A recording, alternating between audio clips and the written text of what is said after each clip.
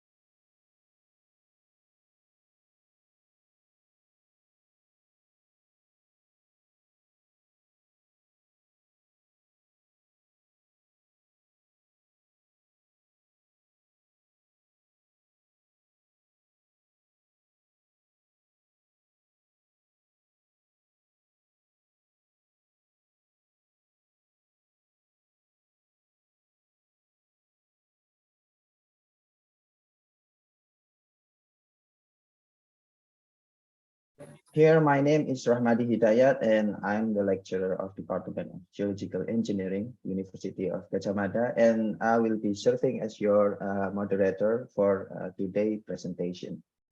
Today, we'll be hearing three interesting topics and presentations. So from my rundown, we will have first from Professor Dr. Somkia Tangjitsocharin from Chulalongkorn University.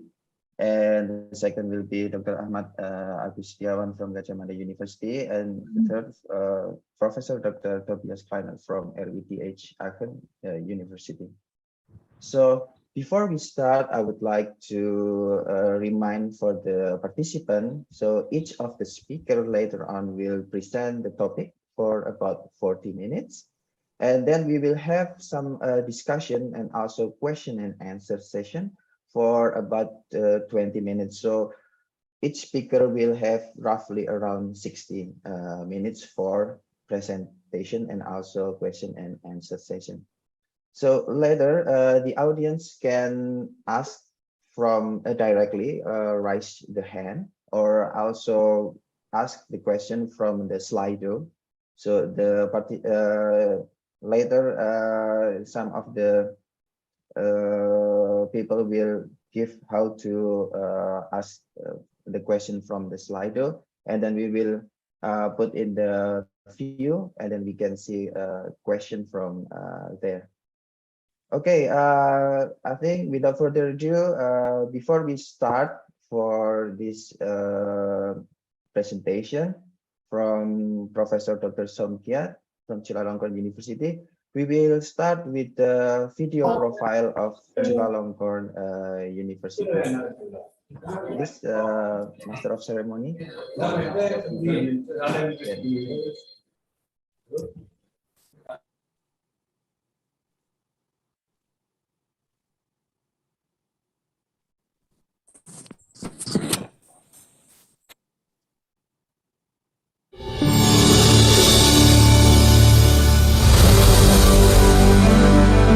This is Chulalongkorn University, Thailand's leading higher education institution. Situated in central Bangkok, the center of many transportation routes, the university is lush with greenery and home to beautiful architectural wonders, both historical and modern, which blend harmoniously. Chulalongkorn University is Thailand's first institution of higher learning, conceived by King Chulalongkorn. The university was established by King Vajiraput on the 26th March, 1917.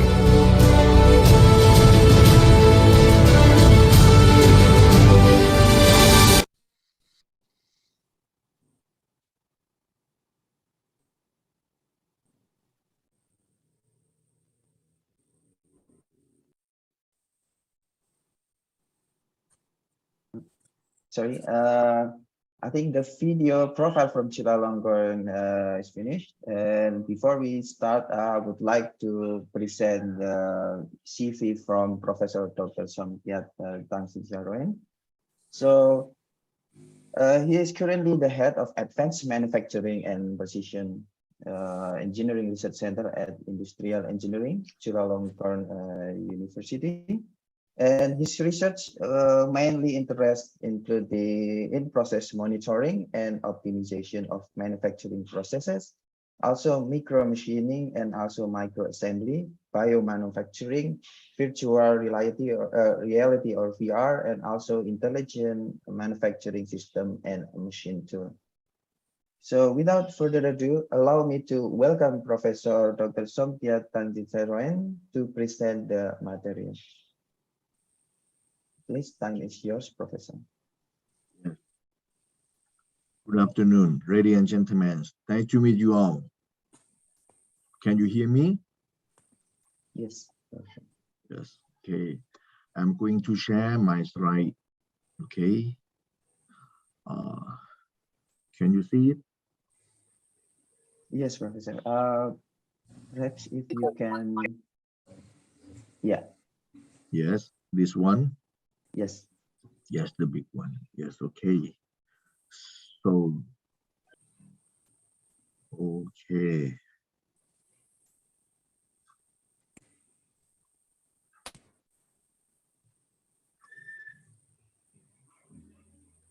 Okay, today, I like to introduce our research work. Yes, and after I got the information from university and UGM, that's the first topic, like become a manufacturing engineer, a perspective from a manufacturing aspect in Thailand. Yeah, so I just like to introduce this, the national strategy and our uh, research work on the intelligent manufacturing system and machine tool, and also the VR. Yes. Uh, so the title of my the content, that I'm going to talk today. Yeah, yes. Yeah. In fact, that's, as I mentioned, I got the information from the UGM. So, like a law of engineering in manufacturing field. So I will like to explain what the AI research in Thailand, and current manufacturing engineer to the future. Yeah. And after that, the development and innovation of automation. So in this term or in this topic, we will talk about the intelligent machine and sensor fusion and how we apply this for the in-process monitoring and the quality control.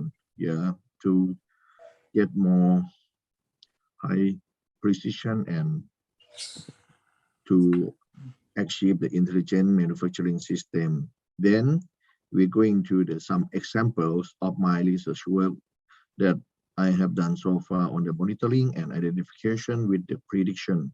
So, and some of the biomanufacturing here that I have the cooperation with the Chulalongkorn Hospital.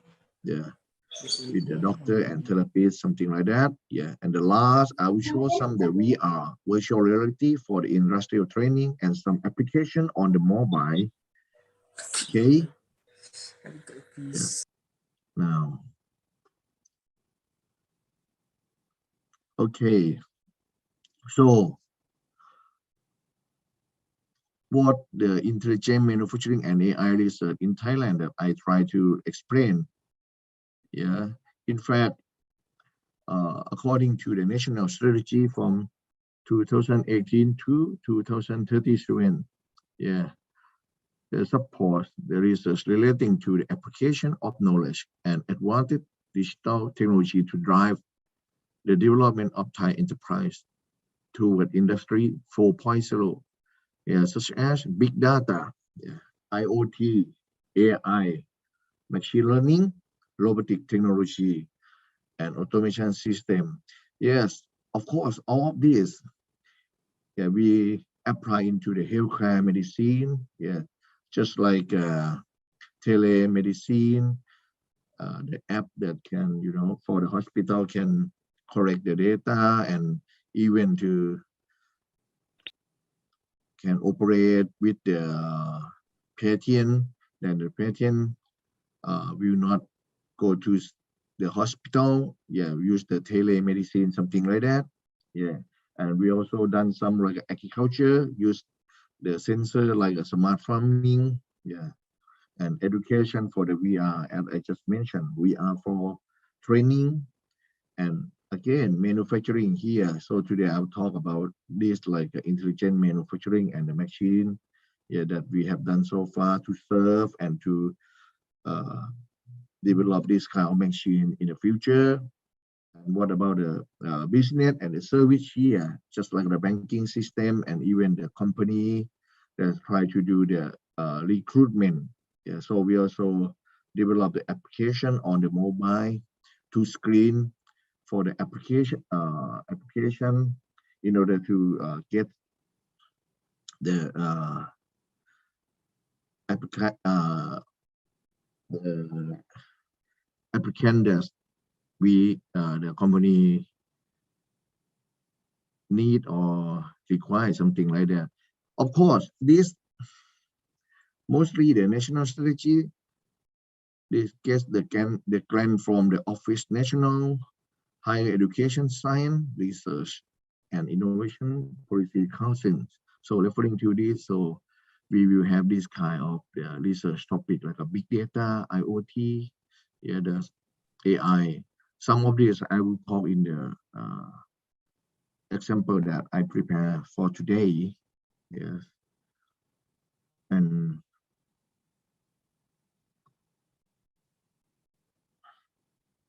okay, what the current manufacturing engineer that we face, and what the future manufacturing engineer that I just imagine and propose here. There's, of course, in the future, yeah, normally the current manufacturing engineer, as you can see in the loop this, we also have the AI. Yeah, as I just mentioned, the manufacturing system, intelligent machine tune and automation. Yeah, sensor fusion and in-process monitoring. This can correct the data during the process using the sensor and use the ultra speed data like a sensor with the internet, yeah, and keep it in the storage like the cloud system. We will have the big data, and according to the big data, we have to, mining it to clustering or even do the pattern recognition. So then we will do the machine learning or deep learning in order to get the best solution or the optimal condition. Yeah, and we also have the pattern recognition of that. Yeah, based on this, we cannot avoid the intelligent computing method like neural network, fuzzy logic, wavelet transform, nonlinear regression, yeah, something like that. I will show you some example according to this kind of computing method, yeah, and new algorithm that sometimes we have to propose this to develop the machine, yes. And we are, as we know, AR, MR mixed reality. That we mix from VR and AR together, yeah, and extended reality. Yeah, that's normally we still using this, but in the future, due to the digital transformation or digital disruption, that we have overheard about it a lot. Okay, so in the I'm future, sorry, you can, Professor. yes. Did you change the PowerPoint because it's still the cover? Really? Yeah. So Uh, again, just it's not changing. really. So again, so this one. Wait. Yeah. So you see just only the first page, right? Yes, that's Oh, I'm true. so sorry. So Yeah. so that's why I just confused the keyboard. My keyboard cannot, move Okay. or something like that. Just wait a minute. I will, yeah, share this another. Oh, I know now. Yeah. Wait.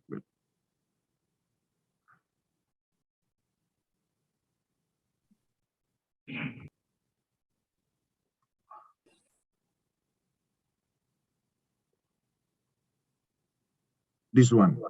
Can you see it? Yeah. Yes. But it's not in PowerPoint mode. Oh, yeah. Okay, I know. Wait a minute, yeah. Yes. I think yeah. Probably this one is better. Clear. Okay. Can you see it now, right? Yes. Yeah, so I'm sorry. sorry about the interruption, Professor. Oh, that's okay because normally I use Team, but soon but okay. So I just use the keyboard and just scroll down. So I just thought that is anyway. Okay. So now can you see it, right? Yes. Yeah. Okay. I go back the previous one. I cannot go back to the previous one. Okay. Okay. Yes. So I talk up to this for in the future manufacturing engineer. So we will see like a humanless operation. We don't use the operator, or we use that kind of engineer for the back office to make the like algorithm or develop the algorithm put in the machine or in the robot instead of operate the machine and operate the robot in the shop floor. we don't use this anymore. We will develop algorithm and put in the controller of the machine, and that kind of algorithms will use the uh, intelligent computing method and use the data banks on the cloud and like calculate this kind of data on the cloud and send back to the machine via the high speed data, let's say like a 5G, which in nanoseconds, something like that. So this kind of machine or this kind of operation, I just call it like a humanless operation. So in the future, let's say like even the quality control, we will use it and we will put it in the machine. So the machine not only produce or make the part, but also check the quality of the product, yeah, and can send to the customer immediately. Yeah, so that means we can achieve the 6 sigma or 1 part per million, that we have just only one defect from the 1 million part, something like that. So in the future, humanless operation plus the AI will come to serve us. So the manufacturing engineer have to change your role and not work as the usual anymore. So you are going to coding, and you are going to develop some new algorithm, new computing method to the machine, and the machine can work instead of you and can make a decision based on the database, and this kind of database or information already collect from the process using the sensor, intelligent sensor or something like that, and all the data in the future not keep in the. Are you okay? Not keep in the hard disk drive or the storage anymore. They will keep in the cloud system, and the cloud system will have the algorithm or calculation and send back to the machine I just mentioned. And this kind of digital disruption or digital transformation will come to help and replace the operator. So some of these that I just mentioned, I will talk after this. Yes, okay. Sorry, I still have the problem with the control screen. Okay, can you see this? Yes, the intelligent machine and the sensor fusion. Yes, and you can see this there, the machine in the future that equipped or attach a lot of sensor here, like a sound sensor, image sensor, temperature sensor, touch sensor. A lot of sensor here. Some sensor I think this. Some maybe never known or just is today. Vibration sensor, accelerometer, something like that. This can check the vibration and chatter during the process, and even the surface roughness or like stylus or using the laser scanner, and we can control it. You can see, right? I just put the control chart. So one, if you use the dynamometer or cutting force, and you can use the indirect monitoring and interpret the force signal into the surface quality, so you can plot the roughness of the surface of the workpiece that you already machined it. So you will know that your workpiece has the good surface finish or not, and this can control in one machine right now. So it's just like okay,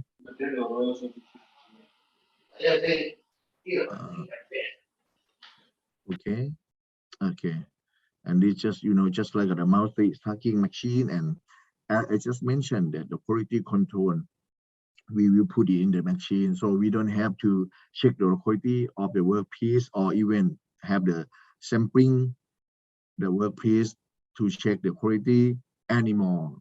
After the process, we will do everything in the process, and the machine will help us to check this.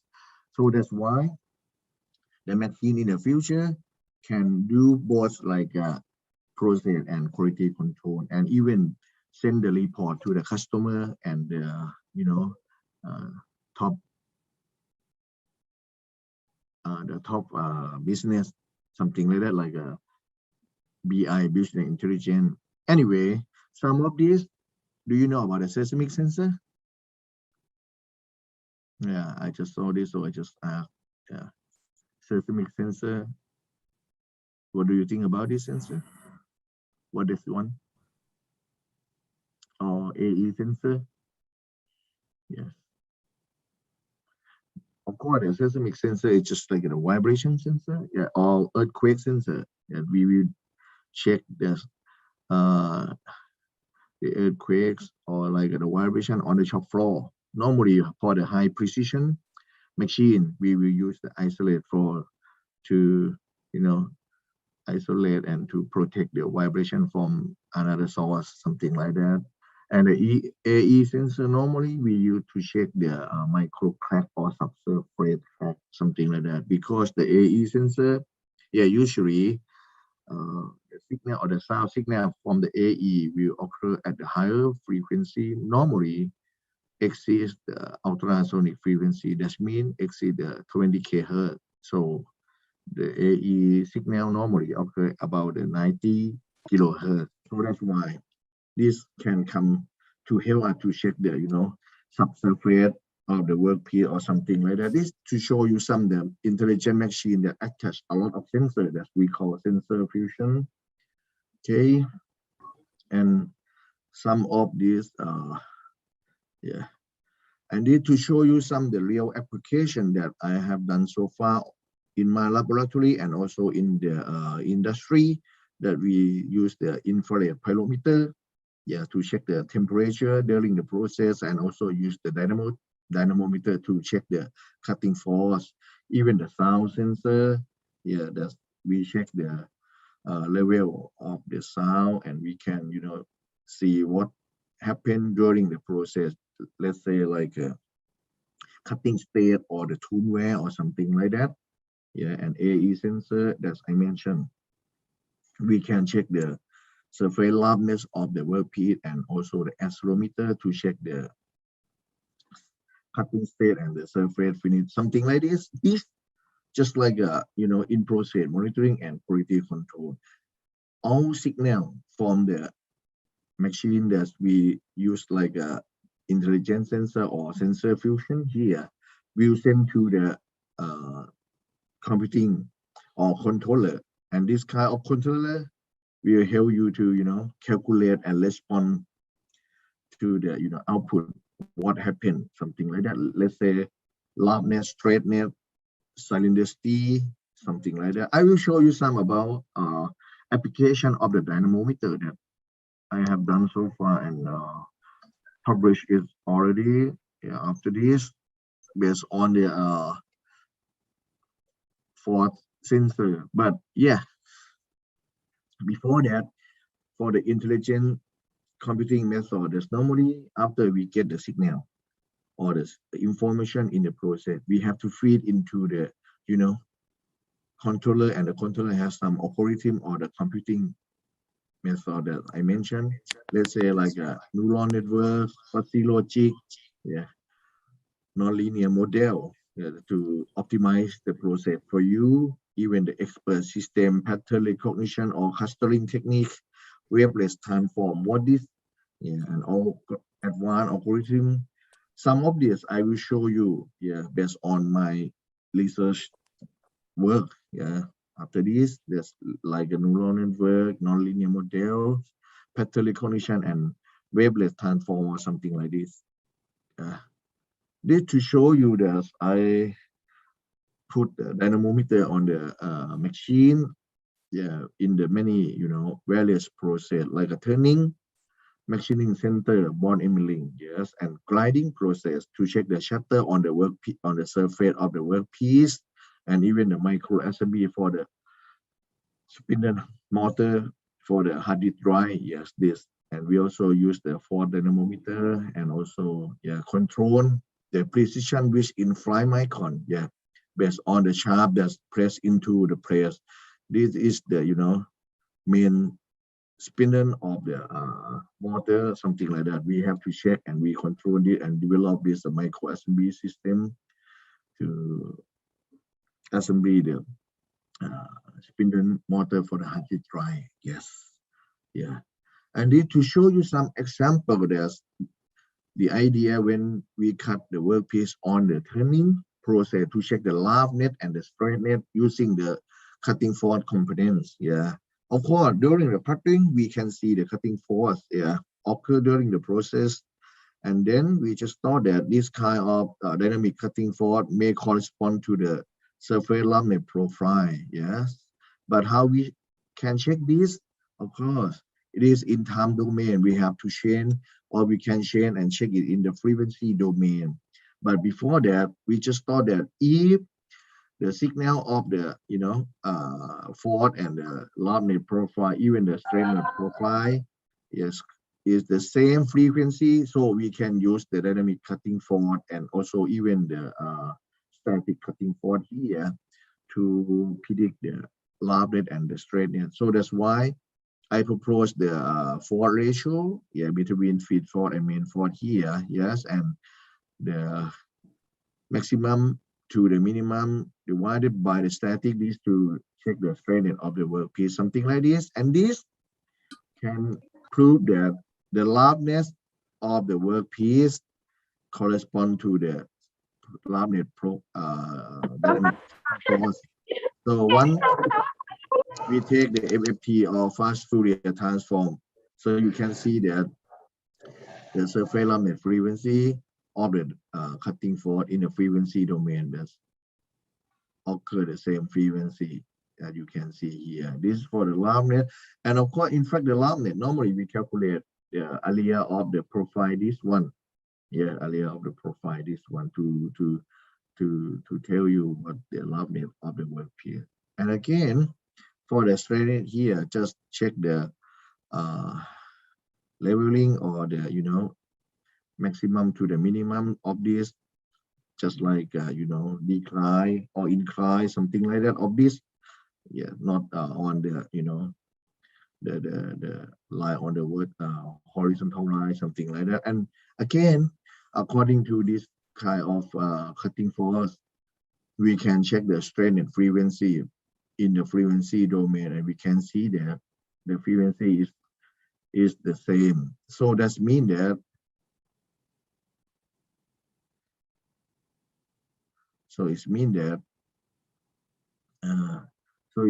you can use the dynamometer to cutting force to predict the roughness and the straightness during the process. This is the idea that I just mentioned that. So this indirect monitoring can predict the roughness and straightness in the process. When they can predict it in the process, that means, yeah, you just use the input that like the cutting condition or the condition, everything, and the signal from the sensor that you obtained it from the process. Yeah, in the process, and you put in the neural network. Yeah, you have the big data, and you just train the system, optimize the system using the neural network feedback and the backpropagation. You can predict the roughness, like average roughness, the maximum roughness, even the straightness simultaneously. Yeah, using this computational method. Yeah, like a neural network here. So this one example that I have done so far and published it already. And again, once we know this roughness, we can put or we can plot it in the statistical process control. Yeah, but before that, I have some like this. If the signal that we obtain, have some noise like this one, normally the broken chip on this we prefer. Yeah, you can see the broken chip on the top photo of this, and you can see the dynamic cutting force on the left hand side and the roughness profile on the right hand side. You can see this, we have the noise, and if you look at the frequency domain of this one, of course, you will see that, oh, a lot of noise here, but this different from the previous figure that I show you. Is very clear signal, and you can see the surface roughness frequency. How can your machine predict the roughness now? Of course, we have to decompose the cutting force Yeah, once we decompose this, so we will see the loudness frequency. Yeah, separate it. Yes, using the wavelet transform. The principle of the wavelet transform that they will decompose the signal from the master signal to the approximation and the detailed signal. And get into the approximation signal, we can decompose it more level. Yeah, the number of the levels depend on the sampling rate frequency that you use. That means if you use the higher sampling rate frequency, you may have to use the more level of the decomposed cutting force, something like that. Yes. This to show you how we decompose the signal in the frequency domain from the previous figure that I just showed you this. How can you identify the frequency of the surface loudness from the master signal? And this show you the original signal and the detailed signal from the level 1 to the level 5. As you can see, at the lower level, D1, yeah, we call the D1 to the D5 here. At the lower level, you can see the higher frequency signal appear. On the other hand, at the higher level, you will see the lower signal frequency occur at the lower range like this. So you can see the loudness frequency here. So now you know where is the signal of the loudness at the level 5 according to this, so you can calculate the or even predict the loudness during the in process turning.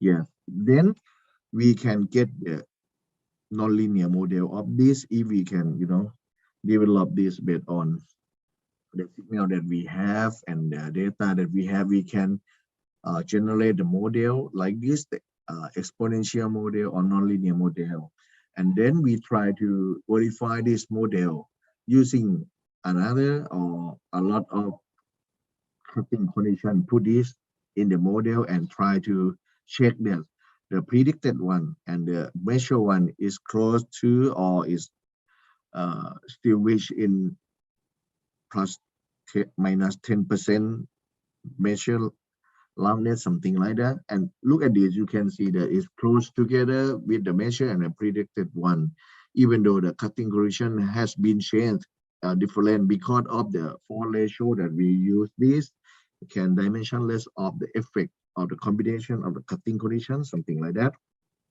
So when we know and when we can predict this, the machine does predict this and can plot into the process control. So you can see that the control chart here can plot in the machine, and the machine will show you real time one by one.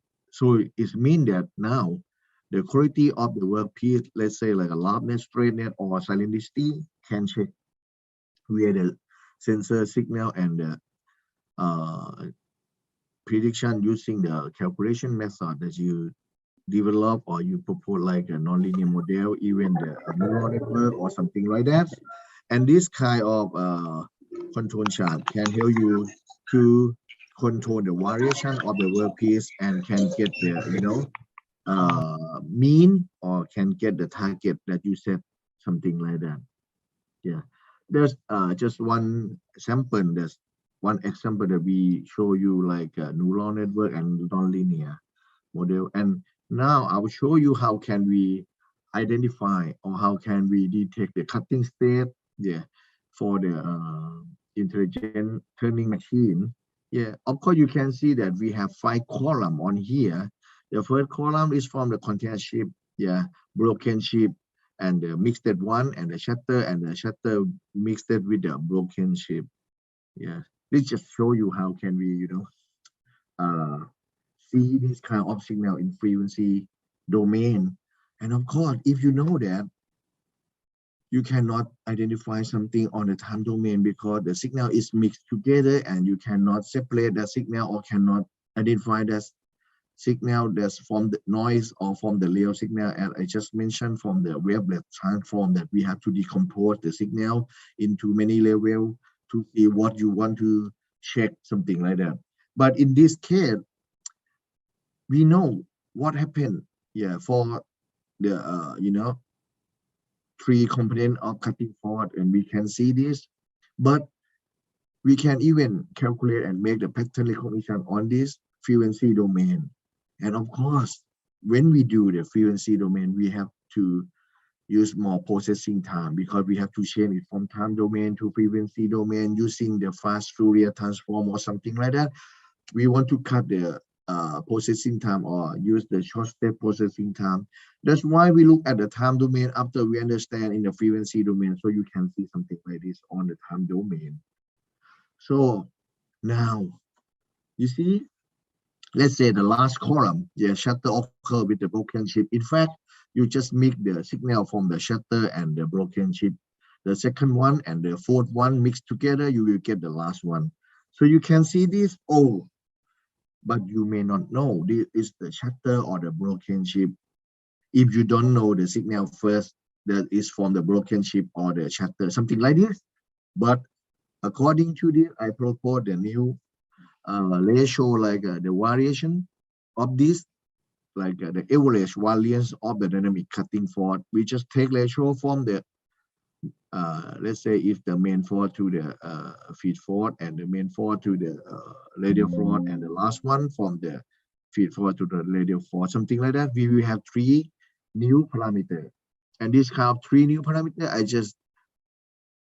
just mentioned in like I1, I2, I3. Yes, I1, I2, I3, and after we take the ratio and we plot it in the spread, you will see the pattern of this cutting spread in the three-dimensional feature spread like this. Yes. Now, one you see this kind of pattern recognition, you know now when the parameter I1, I2, I3 occur in this box. That means now your machine is in the continuous chip state or broken chip state if the I2 or I3 exceeds the 1 parity, but the I1 and I2 less than 3 and 1.5 respectively.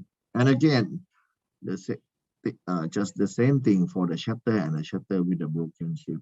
Yeah, the shutter occur when the I1 exceed 3 and the I2 exceed 1.5, something like that. So this kind of clustering techniques, we propose it from the monitoring and use the sensor, and the sensor you give you the signal, you just propose the new algorithm, and use this kind of mapping, like a mapping technique on the pattern, so you will get this kind of new algorithm, and put this kind of algorithm into the controller of the machine. The machine can work and can check the cutting state itself, like this one. So that means you just put the start button, whatever the cutting correction, initial cutting correction you use, the machine can check that what happened now, or which the cutting state that the machine faced or cutting. If normally we prefer the broken chip because this kind of broken chip will not entangle the workpiece, not scratch the surface finish like a continuous chip and the shutter or something like that. Okay, so anyway, this kind of new algorithm that I say that we can put in the controller of the machine, and the machine can check itself referring to this algorithm and can change its cutting state to the broken chip. And some example, we use the wavelet transform to identify the tuneware, like this one. Okay, after we know the tuneware, of course we will know the tool life of the cutting tool. Once we know the tool life of it, we can optimize the process. We can optimize the process like a minimum production cost or minimum production rate. So the benefit of the in-process monitoring is we use the indirect monitoring. We don't need to stop the machine. We just retrieve the signal that's occur the real time and put into the algorithm and the model that you already developed. You can predict the tuneware, predict the state rate loudness, something like that, and can control it on the control chart. So this, I just put it all together, integrated it in the machine. So now we can, run the machine, intelligent machine, like dry cutting for the echo process or clean manufacturing. Then we check for the cutting state for the stability, without the shutter vibration, without the cornea chip that may cause the entangle and scratch the surface finish. Then we can calculate the tool wear using the waveless transform that I just mentioned, and optimize the cutting speed like a dynamic optimization. So you will get the, better to life, and then you will get the better or the minimum production cost. Yeah. Then you change for the newly cutting speed that you obtained it from the optimization model. And then during the process cut, yeah, once you cut, you can get you can predict for the lab net, and you can control it in the control chart like a statistical process control.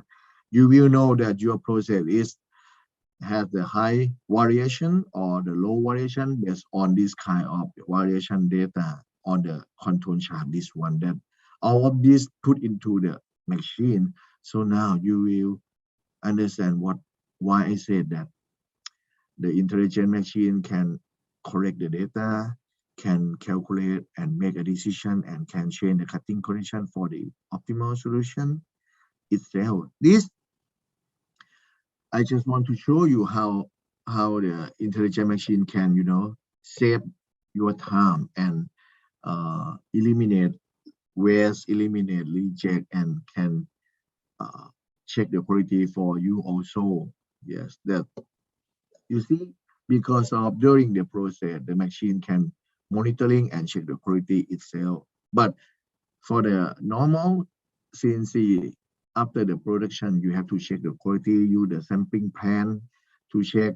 If you see something out of control, you have to rework or to come to test this again. And during this, you have to, do the report also. But for the intelligent machine, everything has been recorded and collected in the, data bank, and can just print the report for you.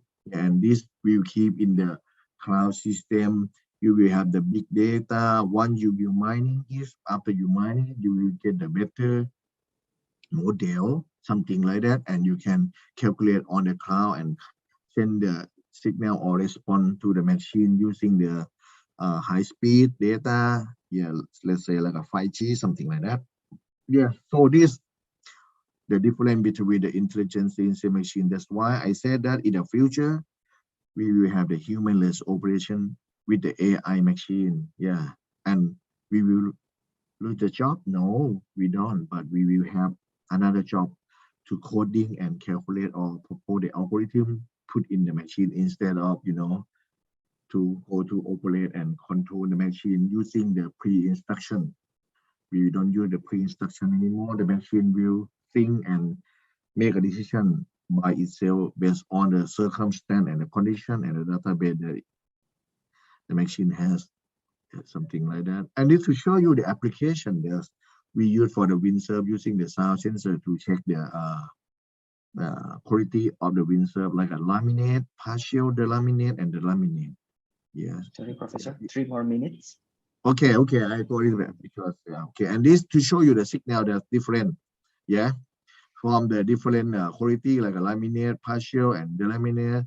And this the laminate frequency that we found. You can see the amplitude is high when your windsurf is good quality. Yeah, if the partial and the delaminates, the amplitude of this, the power spectrum is become small. That's you can find and you can check for the good and identify for the reject and the delaminate or something like that.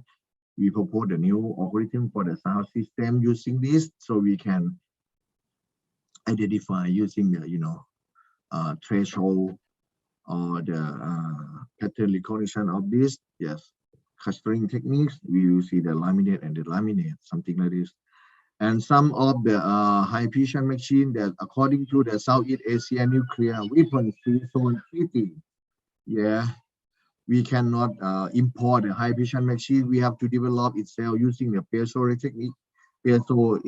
Yes, yeah, we have to develop this kind of cutting tool. Yeah, we use the tool vibrator as the precision machining on the CNC machine, and we can have the high quality of the surface of workpiece. And this to show you industrial engineering, Chulalongkorn University. Yes, we use this kind of tool vibrator as this here, and we put in the CNC. This we have done to increase, performance of the CNC. And this to show you about the biomanufacturing that I just mentioned from the previous that we cooperate with the Chulalongkorn Hospital that we develop our continuous passive motion machine that to therapies for the knee operation. Yeah, you have to do something like this. And we also do like automated hemorrhoid ligator. Yeah, we use this instead of operation or laser curing. We use this kind of ligator, and we develop this ligator because this kind of ligator is quite expensive. If we import, yeah, and for each one can use just only one person. Yeah, and then we have to dispose it. That's why we develop the new one, and yeah, can clean for the hygienists. Yes, and can disassemble it and can use for other people, something like that. And this also bath centrifuge, yeah, that we develop for the hospital when we go to the rural area or provincial hospital. Yeah, we can separate the red blood and the white blood and bring the white blood to check the like allergy testing. Yeah, and this we also develop the prototype kit of the drug allergy testing. Yeah, to check the allergy. Yeah, for the patient. Yeah, and this is the portable one that can bring it to the provincial hospital. That's normally we don't have this kind of equipment. We have to bring blood and the white blood, everything to the city hospital, something like that. And we also develop some enumerator that can count and cite the allergy spot that I just mentioned, the prototype one. Yeah, and we develop this on the Android system. Yeah, and we can use this. Yeah, and we can take the photo from the mobile using the magnify lens. Yeah, to magnify. And after we take this, we will get the allergy spot, and we can calculate this the allergy spot is which one is the allergy spot or which one is the contamination spot. Yeah, we also develop some algorithm. Yeah, this for the biomanufacturing that we have done so far. For the last topic, that's I'll go far for the VR. Of course we know virtual reality right now we use in the for the medicine, for the visual inspection, for the virtual conference, for the education, something like that. Yeah, we got some grant, yeah, from the National Broadcasting and Telecommunication Commission. So, and we developed the CNC labless, yeah, for training. So you can see that we have the program of the VR to train the CNC machine because the CNC machine is quite expensive, and we have to buy the work material and the cutting tool. So that's why, yes, we develop this, and yeah, it's for during this COVID, long COVID, so we can use it to train and teach the student and also the industry. We just compare what the actual one, what the VR one. You can see we turn on the power, we set the cello, everything is similar to the actual one, like a physical world and the virtual world. We have the thing that's same, but we control and we can study, we can repeat the process in the VR, which our cost, yeah, something like this. And the sensor testing, we can practice this. And even you have the newcomer, you can ask them to study or training yourself is himself, yeah, using this kind of VR. Yes, and this, yeah, to show you some like VR that we have developed, and when we streaming it, we just take the record of this. So You can see, yes, to check and select you want to operate or you want to do the coding system or something like that.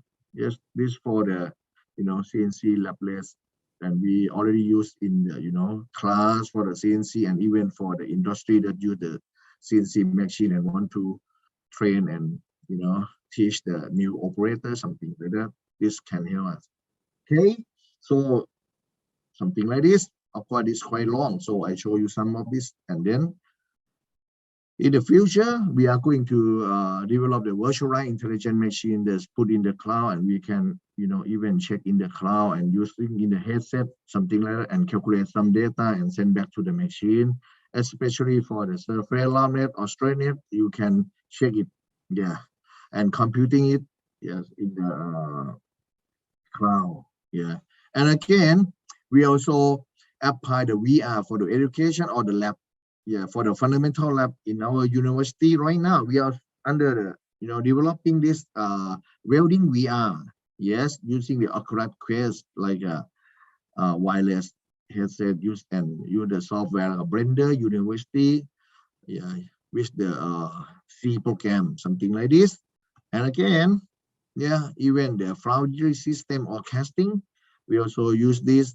Yeah, we can reduce the cost of the material, yeah, and something like that. Okay, and in the project that we got, we also have another team that's work like a language, study the language beyond language, something like if you want to study the Chinese language, or you ask some student to bring the some fruits here, you just say some Chinese word, xi hong xi, something like that.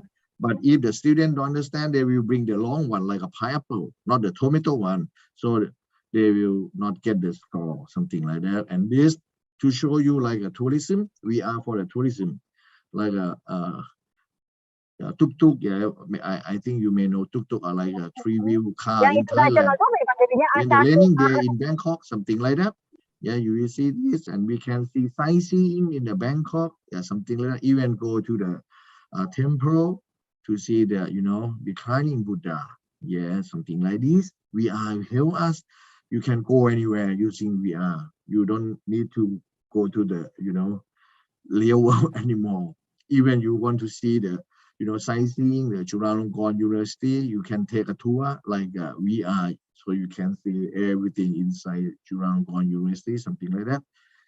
I need to show you some about the application that we develop, like a telemedicine that I mentioned before. Yeah, and this on the web based, and for the patient and for the doctor can get in this and can talk each other and update the data, and this kind of data will put in the cloud and develop some algorithm to get the better solution for the patient, something like that. This kind of ology website and prediction treatment, this has been done and already implement this for some doctor, yes, and some recruitment application we have done for some company. The many for a year they have the 3,000 applicants.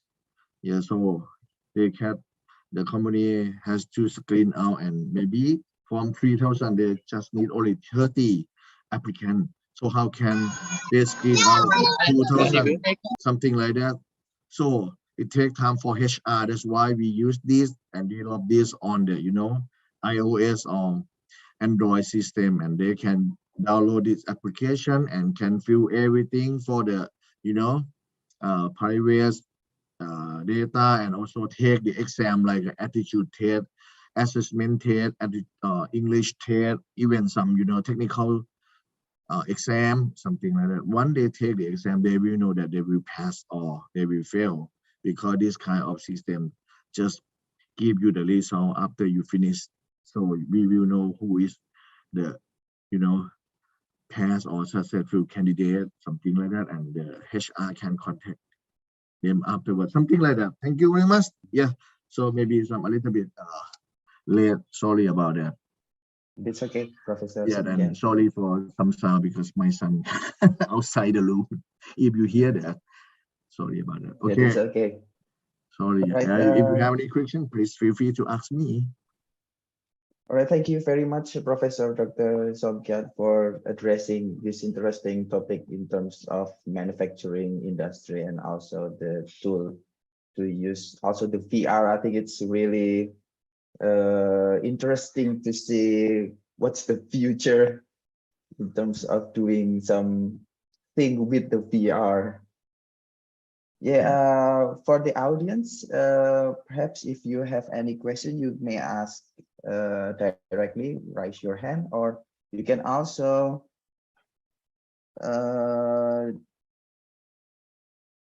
put the question in Slido.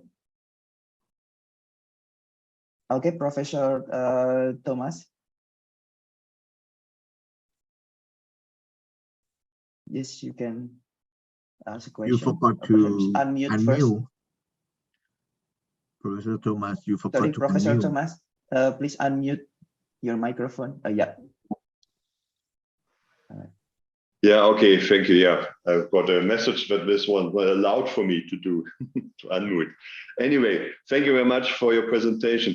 Looking on the dependency of the quality of your production on the sensors, my question is going to your approach to handle malfunction of sensors and sending wrong signals. Are you working more on a hierarchy of different sensors to work out if one signal is going wrong? So you have a malfunction of the production, or how is your philosophy of handling this problem that the sensors themselves have a malfunction? If I catch your question, so I think that the sensor normally we can adopt it from the commercial sensor, and we just develop the algorithm based on the information that we obtain it from the in process. And of course, if some sensor is not on the market, we have to develop it by ourselves. Yeah, and we have to calibrate that sensor for the standard sensor. And let's say that some machine, they has the structure that's different from the commercial or standard structure. So that's why you have to design and develop some sensor to suit with that machine. Yeah. So and according to the developed one, so we have to calibrate and check the new sensor signal. Yes. Yeah, I'm sorry, maybe I have not expressed precisely my question. My question was on the problem that the sensors which are controlling the machine do have themselves a failure, so that the signals the sensor is giving to the machine in the manufacturing process is a wrong information, misguiding the machine because the sensor has broken or is some drift or whatever is happening to a sensor. My question is going, how do you handle this problem? Sensors are giving wrong signals. Yes. Okay. Normally, when we select the sensor and we have to test and we have to check the sensor, of course, and the sensor that we expect it should calibrate itself well, and we also check the signal before we start. Like the sensor that if you say that they have the drip or the noise sensor, we know because we also had the filter like a low pass or high pass filter that we also screen out for the noise. And again, for some signal that I mentioned that is occur which the required signal, we can even use the wavelength transform because we used to face this kind of problem before. That's why we have to use some technique like a wavelength transform to separate or decompose all signal, and in order to identify the specific signal that we want. So that's why many techniques we can put into the controller after you retrieve the signal, and this kind of computing method will help you to filter, classify, and identify the the one that you want and can proceed it into the algorithm and also in the model and predicts the one that you want. I Okay. hope that's my answer is Yeah. Mm. the one that No, you it's clear. want to know. Yes, hopefully. Thank you very much. That was the answer to my question. Thank you very much. Yes, thank you very much Okay. for your question also. Yes, yeah. That's my work. I have to explain for you all and your team. Yes, All right. yes, my Yeah. pleasure. My pleasure. Yeah, I think we move to the next question. Thank you, Professor Thomas, for your question. So we have a question from Slido. So I think it's more philosophical. How does Thailand reduce production waste? How can manufacturing companies in Thailand apply modern technology to reduce industrial waste? Yes. Of course, some company, yeah, of course, in Thailand, normally it's not the real Thai company. Yes, in fact, it may be like a Japanese company, and of course, they know this well from the Japan because this kind of machine is famous and have done so far on the research probably 20 years ago. Yeah, so they know, and they just want someone or some engineer to come to develop that the machine, yeah, can help to reduce the operator because the cost of the operator is much more expensive than, yeah, the sensor equipped in the machine. And how, of course, we have to check the specification of the works or the product that the company need. If they know, if we know and we see the signal and we can identify the signal, this signal is good work or is NG work, so we can plot that in the control chart. If we can identify or we can change even the cutting tool if the cutting tool is worn and cause the workpiece broken or poor or something like that. That's not too difficult to identify. But the important thing is the sensor, the good sensor is quite expensive. That's the problem. Okay. Yeah.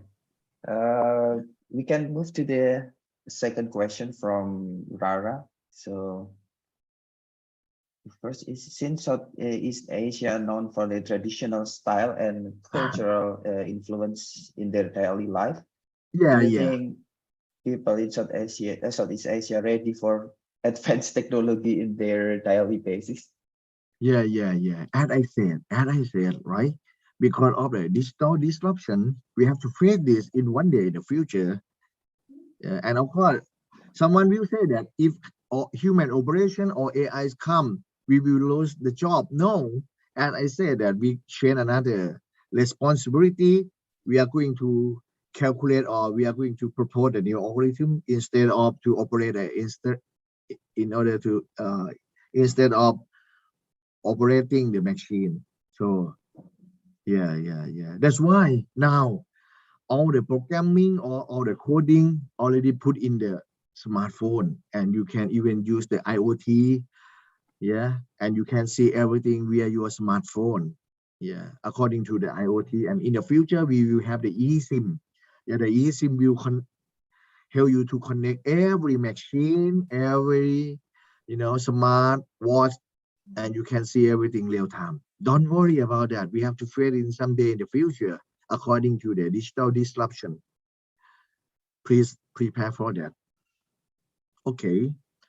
I hope I can answer you well. Yeah. Yeah. Okay. Perhaps the last question for your session, Professor. Yes. So this one from Anonymous. As far as I know, the manufacturing sector in Thailand is highly competitive due to several factors such as abundance of raw material and low-cost labor and innovative technologies. How did Thailand get to that point?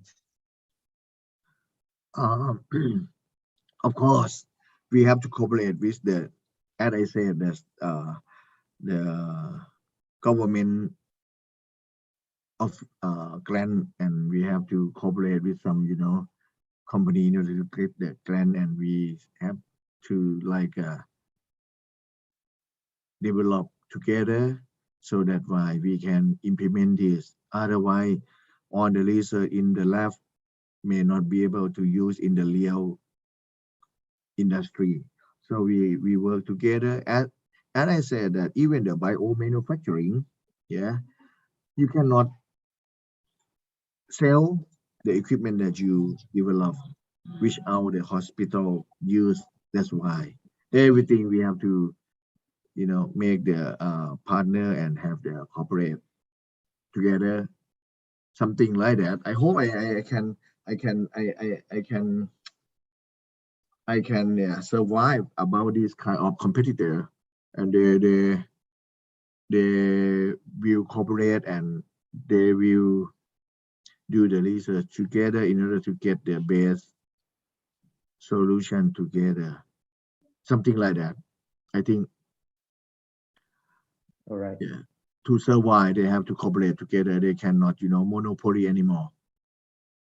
All right.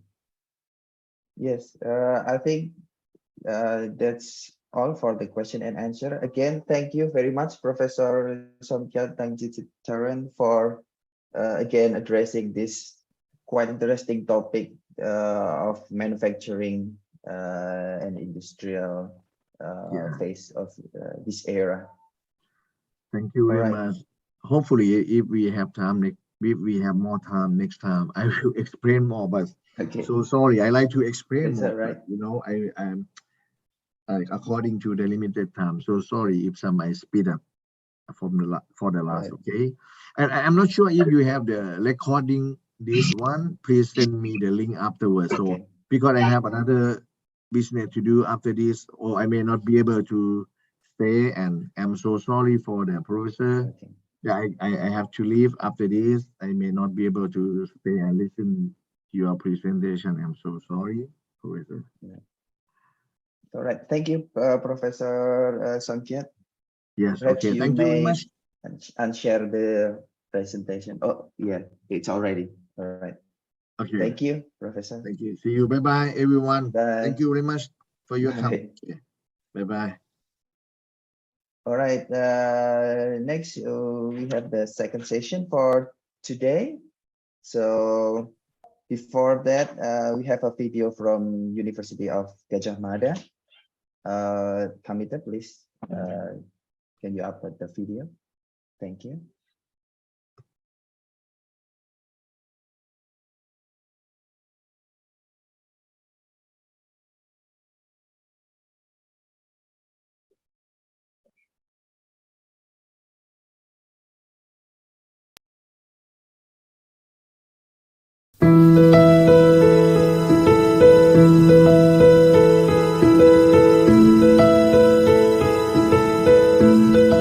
Universitas Gadjah Mada, or UGM, is a public university renowned as the People's University, which strives for and puts forward the interests of the citizens and nation of Indonesia. As a higher education institution that has long been recognized by the society, we are proud of our timeless and tireless dedication to the nation.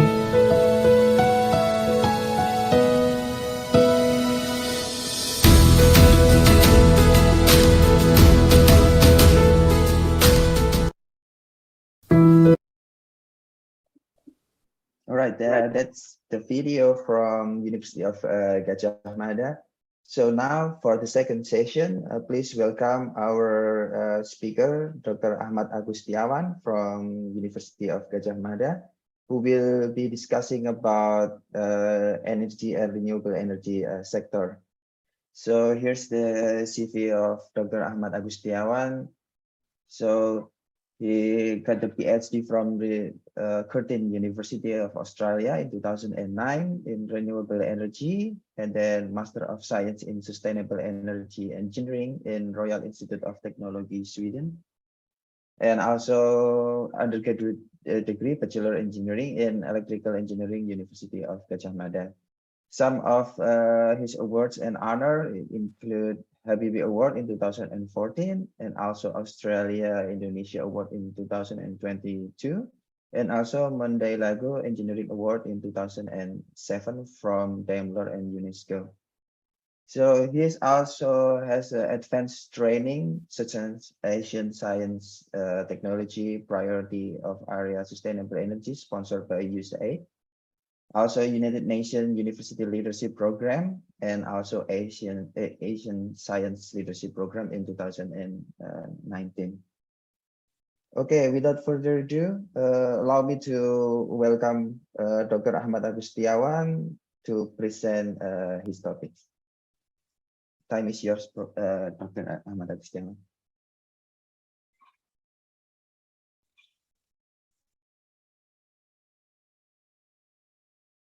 It's still mute. Perfect.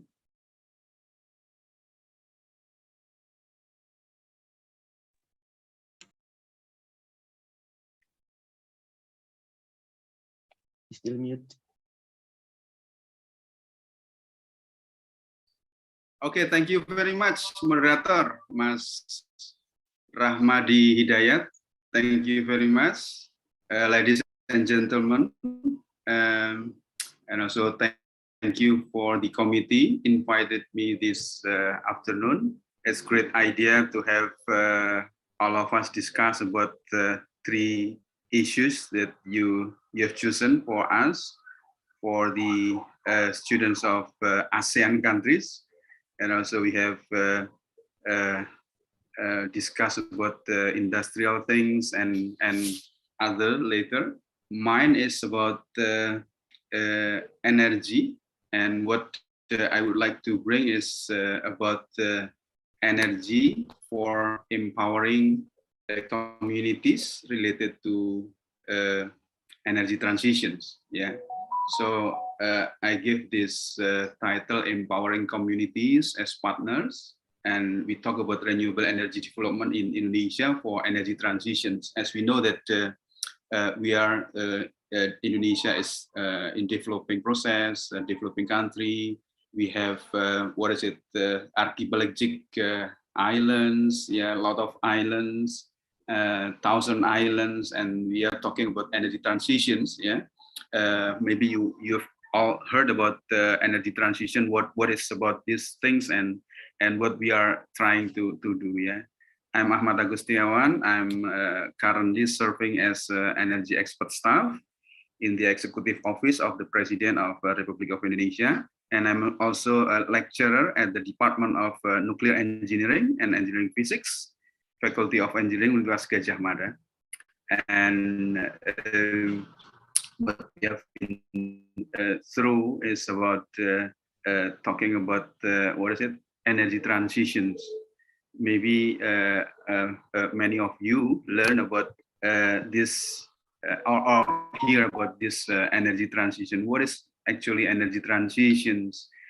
Why do we need this transition? And when is it all started? Yeah, and becoming very mainstreaming now. Yeah.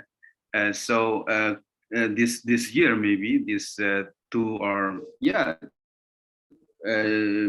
during the COVID era, we also hear this kind of issues very much about energy transition. And what is it about? It's discussing about sustainable development. Yeah, sustainable development, which is talking about the future of development without compromising the ability of future generations to meet their own needs.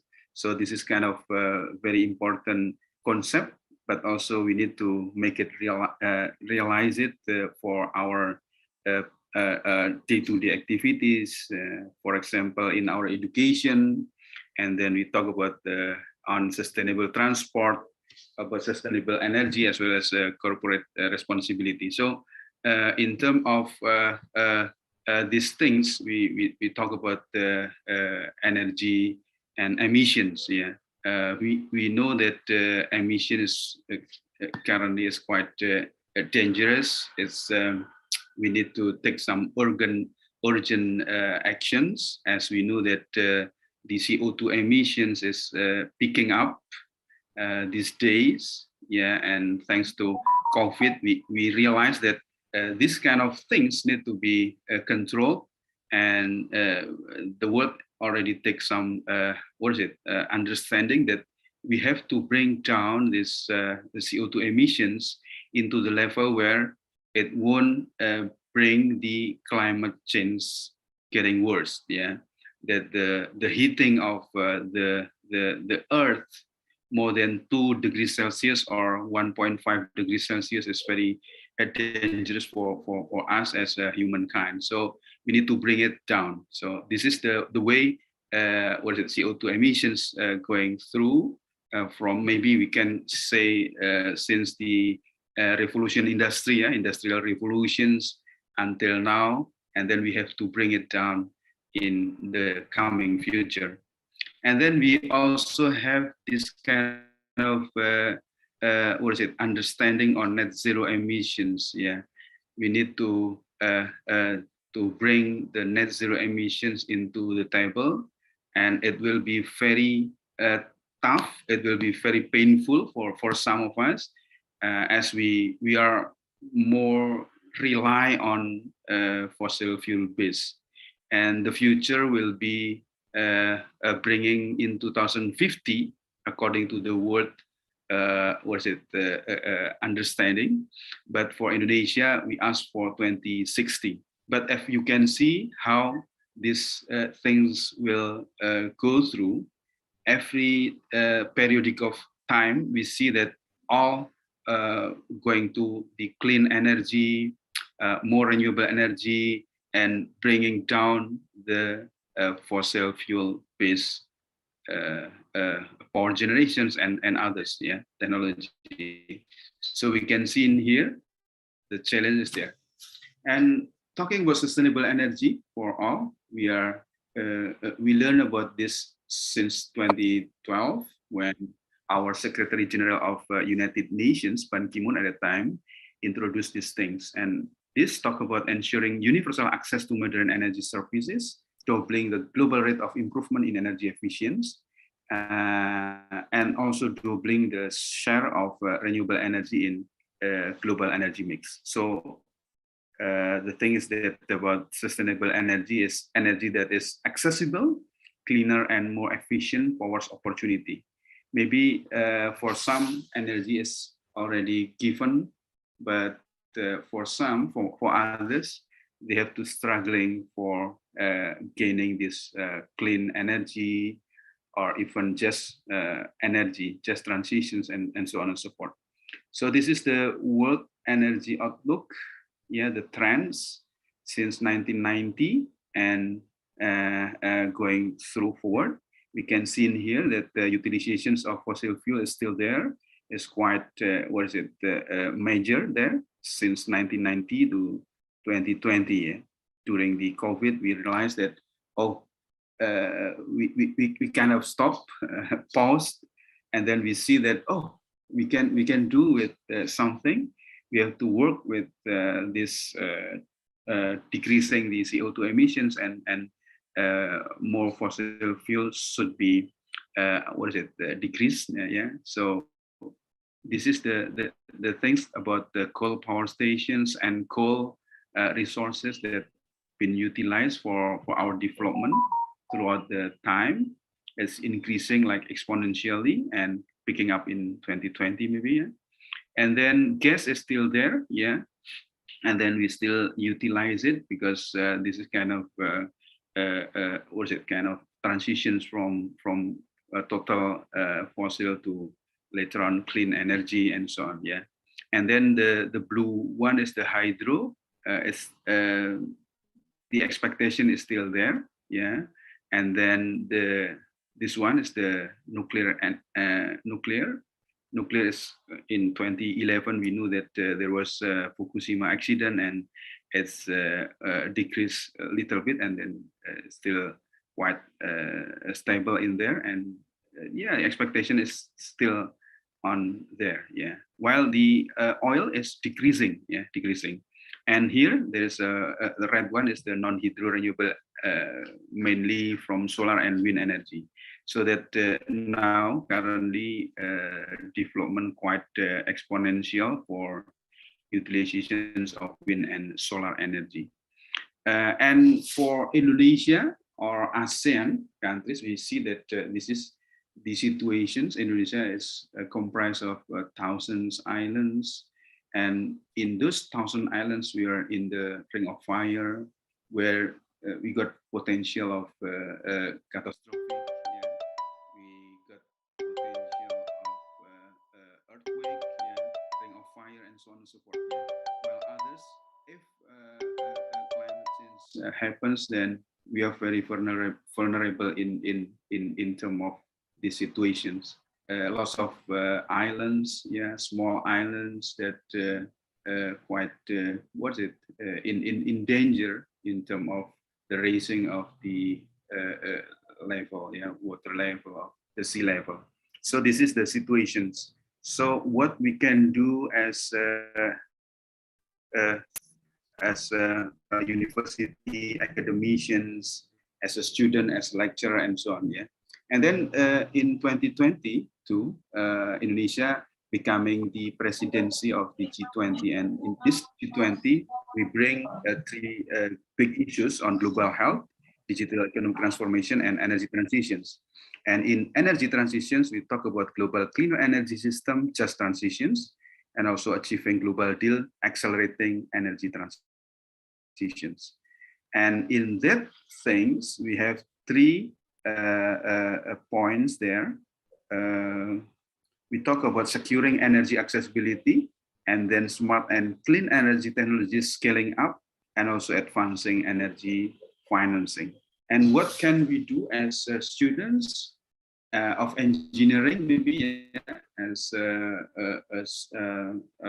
academicians?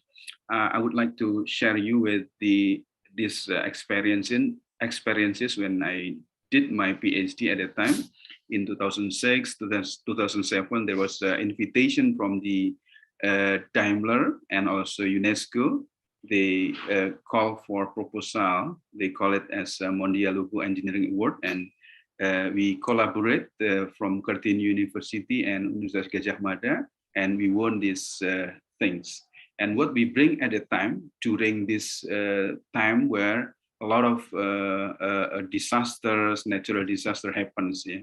So this is the tsunami had a traumatic effect on Asia. It has shown the danger that people face here. Natural catastrophes occur repeatedly, and each time a high death toll follows due to the lack of proper management in the wake of the disaster.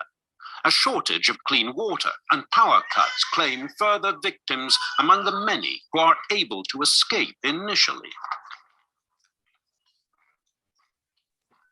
Teams from Yogyakarta in Indonesia and Bentley in Australia are aiming to solve this problem with their project, Sustainable Power and Water Supply. A small power station with desalination plants is intended to provide a quick and efficient supply of electricity and clean water to disaster areas and remote regions. In terms of the many disasters that face communities all over the world at regular intervals that we see, it's a technology that could be developed, it could be applied to relieve human suffering, which is the most vital thing to do in that immediate aftermath of disaster. Immediate aid in an emergency. This project is capable of acting as a crucial step towards this aim.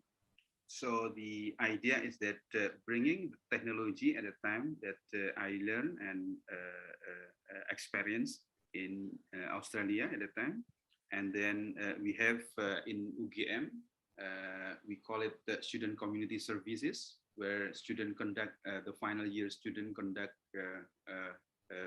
final student service into the remote area, locals, and so on and so forth.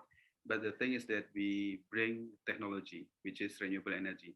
In 2009, the utilization is quite low, but then we try to introduce that things. Say, for example, in here, there's a water resources problem, and then students bring the technology to pump the water to local communities. What the students can do is that they are mingled with the local communities, they prepare for the the community, local community, which mostly kind of farmers, labor, and others. Yeah, for sure there are some professionals there, and then students mingle. They are living together with the local community for about 2 months. Yeah, and then they start to think about how we can improve the situations and introduce some new and renewable energy, yeah, and technology. So that's the point. So we are quite blessed with this program because we can deploy students, about 30 students coming from all over faculties in Universitas Gadjah Mada, and for the student of engineering, from Faculty of Engineering, we can realize that the thing is there, the challenge is there in front of you, that you need to utilize your science, your knowledge, where you can get it from the school, from the class, but then now the lab is there. The lab is in front of you. You work, you mingle with the local community, how to solve this problem and so on. Yeah. So students from all faculties, for sure, they are trying to bring this engineering project, but the approach is quite mixed from different perspective, from social science as well, and from also medical things and so on and so forth. So this is the way. And then the way it can be replicated to others, to other locations within Java Island, or even outside Java Islands, in other islands, yeah, and things that we need to adopt this utilization of renewable energy.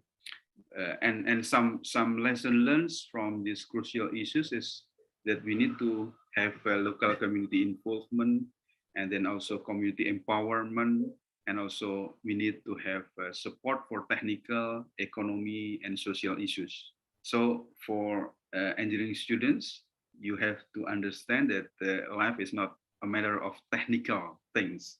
When you bring technology, when you try to introduce such things new to the community, then you have to also consider other issues such as economy, social, environment, and so on and so forth.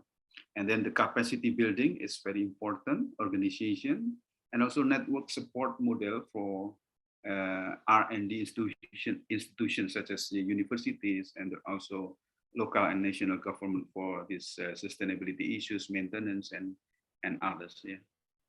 So this is kind of initiative model for the solar water pumping system, where students can do the survey, design and planning together with the local community as well, involving them, empower them, and then also socialization, technical and organization, and then get to the technical things, system installations, but the most important is about sustainability issues, where students try to understand learning process, and then bring it to the new generations of younger students, and bring the issues of project management and others.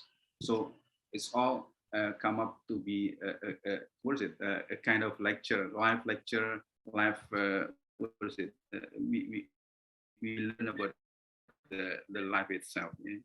And then it's about this understanding with the local community is very important.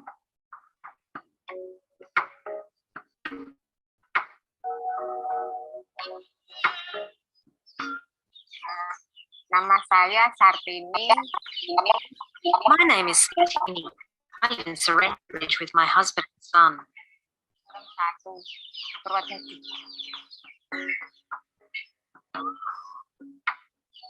Kehidupan saya sehari-hari, setiap hari saya pergi ke ladang.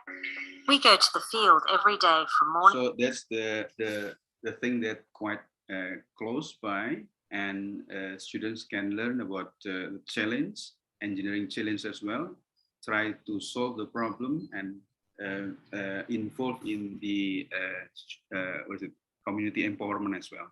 Now we talk about the disasters that Indonesia has potential all over the islands, yeah, and that happens in 2009, 2010, where a big earthquake hits the Western Sumatra in Padang, and the Universitas Gadjah Mada also deploy some group of students to the locations, try to bring technology, knowledge, sharing knowledge, and also for sure bringing the student community services as well. And also that we bring this, we brought this solar energy for the locations, as we know that all system grid off, yeah, the power is off, and we need to have this emergency things. And we also have cooperations with the local universities there. There is a Universitas Andalas with students also spend some times together with our students in Universitas Gadjah Mada. So local university have some more understanding on the local culture, local people, and so on. Yeah, and also that our students also can mingle with them, the same age, same generations, and then together, inter-university students can talk about how to approach the challenge, and what can be done in terms of releasing or relieving the impact of the disasters. And then they start to bring all this understanding together with other faculties as well, for sure. Means that not only faculty of engineering, but also from social science, from medical things, and also from agriculture. They get together to solve the challenge. And also that in university itself, our students also keep trying to bring this what is it, the package that we also have in our own backyard.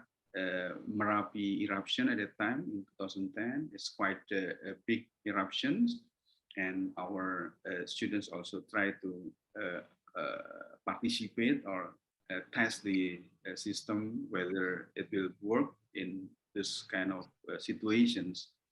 And other utilization is that there are some productive activities that can be benefited the farmers, especially the fisheries farmers, still in around Yogyakarta, it's not far away.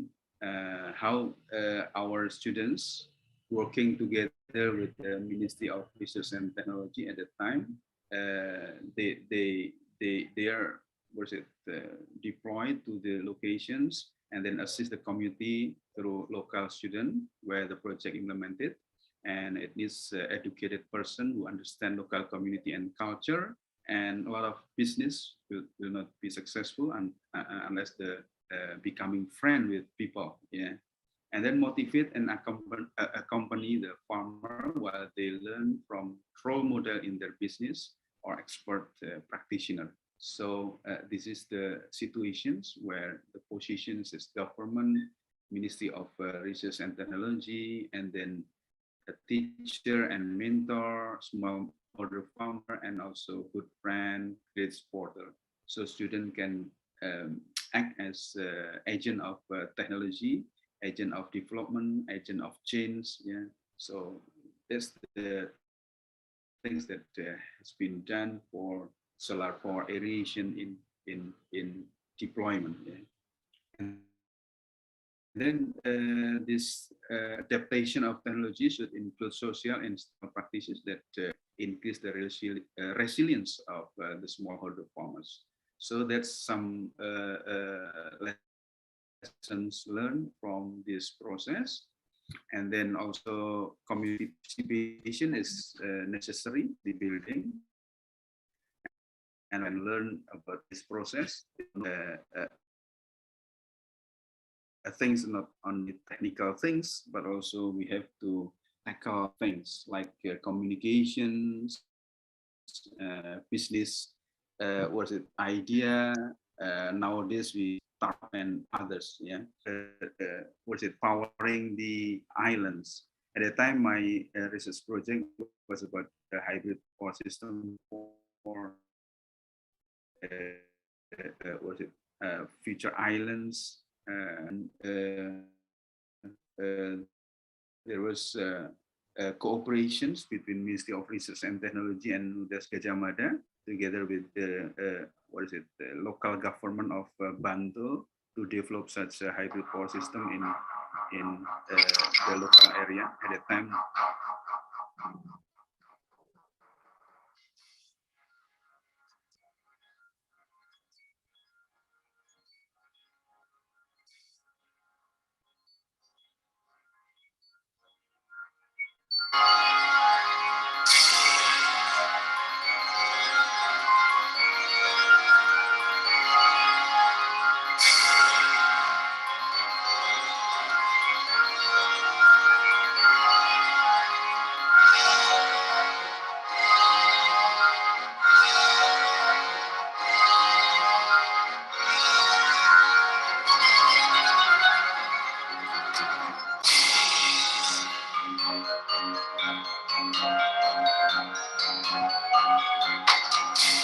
Electricity plays big role in improving living standard of human being, but the electricity is not yet distributed well to reach remote areas in Indonesia.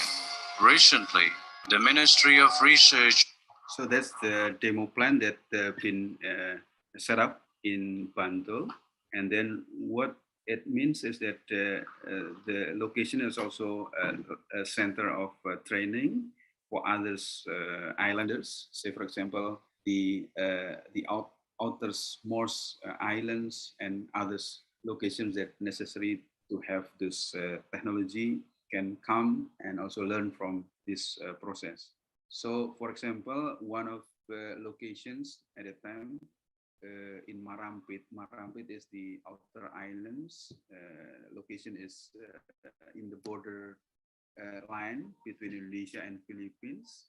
The people there need some energy supply and so on. Yeah. So what the government tried to bring is that the Ministry of Research and Technology brought some local people. They were trained in the Bantul facilities for more than 3 months. They are trained with this expert, with the workshop, the ability to operate, and so on and so forth. And then after that, together with the Ministry of Research and Technology, they start to build a system in their own islands. Yeah. For sure, it's still with some project funding from the government. So this is the situations at a time where they have those locations which is quite dispersed. The islands is only for not more than 10,000 people, yeah, and it's spread over in some area. And then with some people who were trained in the location in Bantul workshop facilities, then they together install and maintain the technology to be utilized in the area. This is some of facilities that been installed with technology combined with the solar energy and also with the batteries. It's kind of a hybrid power system that and also operated by the local community. And the thing is that this kind of technology is very suitable for these small islands. With the spread over, we have more than 1,000 islands in the area, and also that the local community needs some supply of energy. And when we talk about the energy transitions and so on, then the most appropriate way is that introducing such renewable energy into the locations.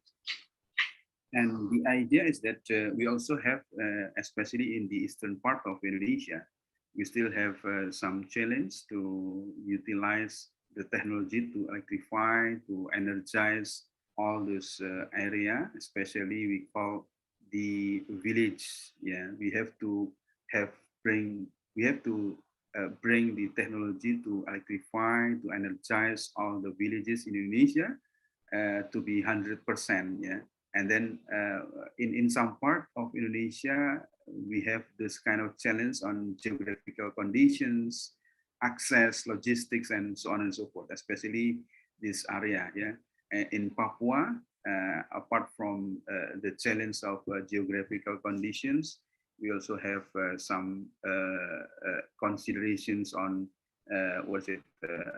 on people, culture, and also you have to tackle this social and political issues. Yeah, so some part that already been planned, that there will be installation in that area because of some causes. Then we have to wait until the situation is okay. Yeah, and also we have some other locations like Maluku, yeah, and others islands, and also in NTT and Nusa Tenggara Timur, that we need to tackle these situations. So some technology that will utilize like grid technologies, like in normal situations, and also diesel with hybrid, and also for sure the government also have the program on how to minimize the diesel utilizations and replace that with the renewable energy. And also PLTS is the solar energy for villages. And also this Abdal spell means that we use and we utilize the battery system for supplying and supporting the system in the first electrified village or locations. So these are some samples how PLN as the national owned company, yeah, on power system for generations, bring the first electrifications in the locations. And this is the utilizing this Abdal spell, we call it, by battery charging and solar energy powered generations. So these are mostly in Papua, and then this also happens for the way the business happens, which is in simple way, utilizations of battery charging, discharging, when after utilized, then it's empty, and then been charged with the solar energy. And for sure there are some issues on business, issues on managing, issues on maintenance that need to be tackled. And this more a bigger system, which is PLTS on community, yeah, so in Pomo and in Piwage, and also the grid extension on some location, which is quite important for PLN to bring. This is the way for location which is quite developed. But then again, if we utilize diesel genset, it means still utilization of fossil fuel base, and then we'll try to decreasing this portion of diesel genset and replace with some more new and renewable energy portion. And this is part of energy transitions that we are facing in kind of archipelagic countries like Indonesia, where we have more than 17,000 islands. So this is the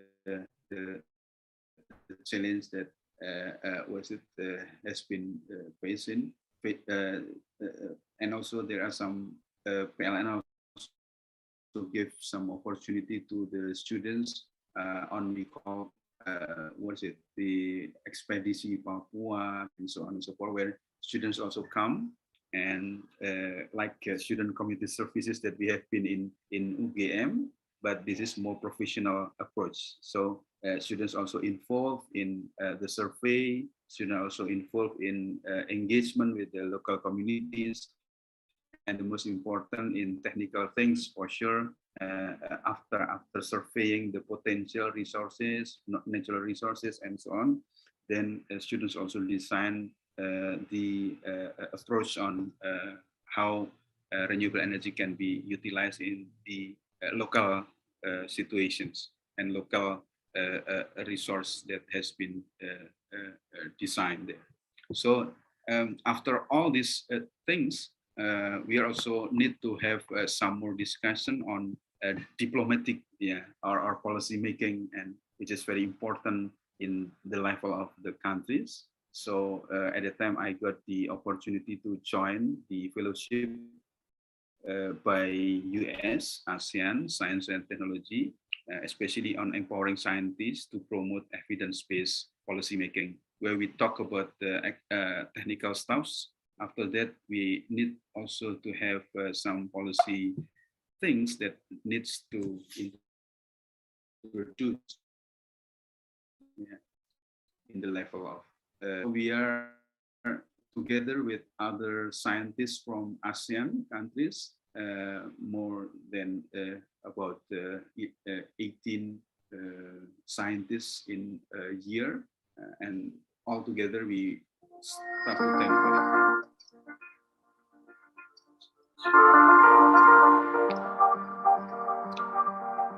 At first, I was intrigued by the prestige of the fellowship. Then when I started to see the objectives, which included promoting evidence-based policymaking, I just knew that I had to be part of it. I see the opportunity towards ASEAN sustainable development.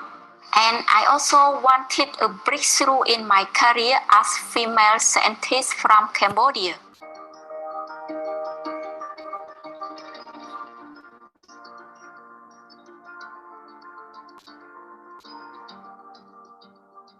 I hope I can learn new experience and new perspective of science from the different view of policymaker. I know ASEAN provides lots of opportunities for professional development, research networking, knowledge transfer, and I know that ASEAN countries, they have excellent researchers in various fields of studies. I've always been mystified on how policy work comes about. I was hoping to understand better policy development through the fellowship program. So when we talk about sharing the experience in ASEAN region, then it is quite challenging that we know that we are working on things, but then we can share with our colleagues, with our fellow ASEANs, and we learn a lot from these conditions and from these fellowships, and also the ASEAN science diplomats. So it means that students, you need to take care not only technical things in the labs, but also you need to bring that into more on policy things, that we have to learn how to to bring these communications into actions.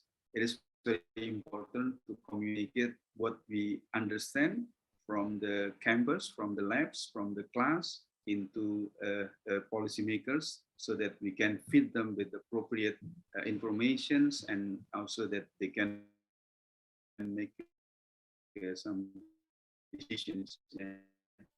So these are some activities that we have been through with have some more activities on discussing and then sharing knowledge, and also share our achievement, as well as technical things as well, in that discussion. So the next project collaborations that quite challenging for this Indonesia and also Republic countries to bring the microgrid technologies, and then also collaborations with own company, PLN, Pertamina, and so on, with utilizations of new and renewable energy. I'm sorry for the So interruption, that's Dr. Ahmad the Agustiawan. You have discussion 3 minutes. Yeah, I've finished my presentations. Thank you very much. Okay. Thank you. Thanks for your attention, and we can discuss further. Thank you, Mas. Thank you. All right. Yeah, thank you, Dr. Ahmad Agustiawan, for this really comprehensive and interesting topic in terms of sustainable development and sustainable energy in Indonesia. And we have a lot of questions for Dr. Ahmad Agustiawan. So, committee, please upload the slide. All right. So perhaps the first question, what are the most cost-effective renewable energy technologies? So currently, as my previous slide on the development or utilizations of energy from the fossil fuel base to the renewable energy, the one that has the exponential growth is the red one, which is comprised of wind and also solar energy. Solar energy is very much appropriate for Indonesia, while wind energy in some part we have the potential. Yeah, say for example in Sidrap and also Jeneponto, where the deployment of a quite big wind park. I don't know if you have been there. At least you can see from the YouTube or from the Google the way a wind turbine, wind energy, wind park, yeah, has been deployed in such 2 locations, which is in Sidrap with the hilly mountain areas, while the Jeneponto is nearby the sea, so sea breeze. So the wind is higher, but the most low-hanging fruit is solar energy, while the others is about geothermal. Yeah, we have this geothermal. Hydro is quite conventional things. Yeah, it's been a long time with us. From the big hydropower, or micro hydro, mini hydro, till the pico hydro. Yeah, we've been through with these applications throughout our local community as well, and our local community also managed that quite okay. In some part, we need to to introduce such a standard on safety, yeah, on how utilize electricity in proper way and in safe way. So that's the things. Thank you. All right, thank you, Dr. Ahmad Agustiawan. Perhaps the second question, is it possible that some totally new form of alternative energy will be discovered within maybe 5 Thank you very much. Yeah. Yes. So for example, in our faculties, we have a Department of Engineering, Nuclear Engineering, and Engineering Physics. So the nuclear engineering itself, the department has been established in 70s, yeah, in 77. So you can imagine it's quite old, yeah, it's quite mature enough to deploy such technology. So I think one of the technology that been ready, yeah, is nuclear energy will be quite challenging for us as a nation to utilize it. There are some challenge for sure, yes, but then this is the things that has been prepared for quite a long time ago. And then the other coming is like fuel cells, and then hydrogen, yeah, and then NH3, ammonia, and others. Apart from there, according to the net zero emissions and things like that one, there are some technology that come up with this CCUS, yeah, carbon capture, utilization, and sequestration, and yeah, and this kind of technology will come up with our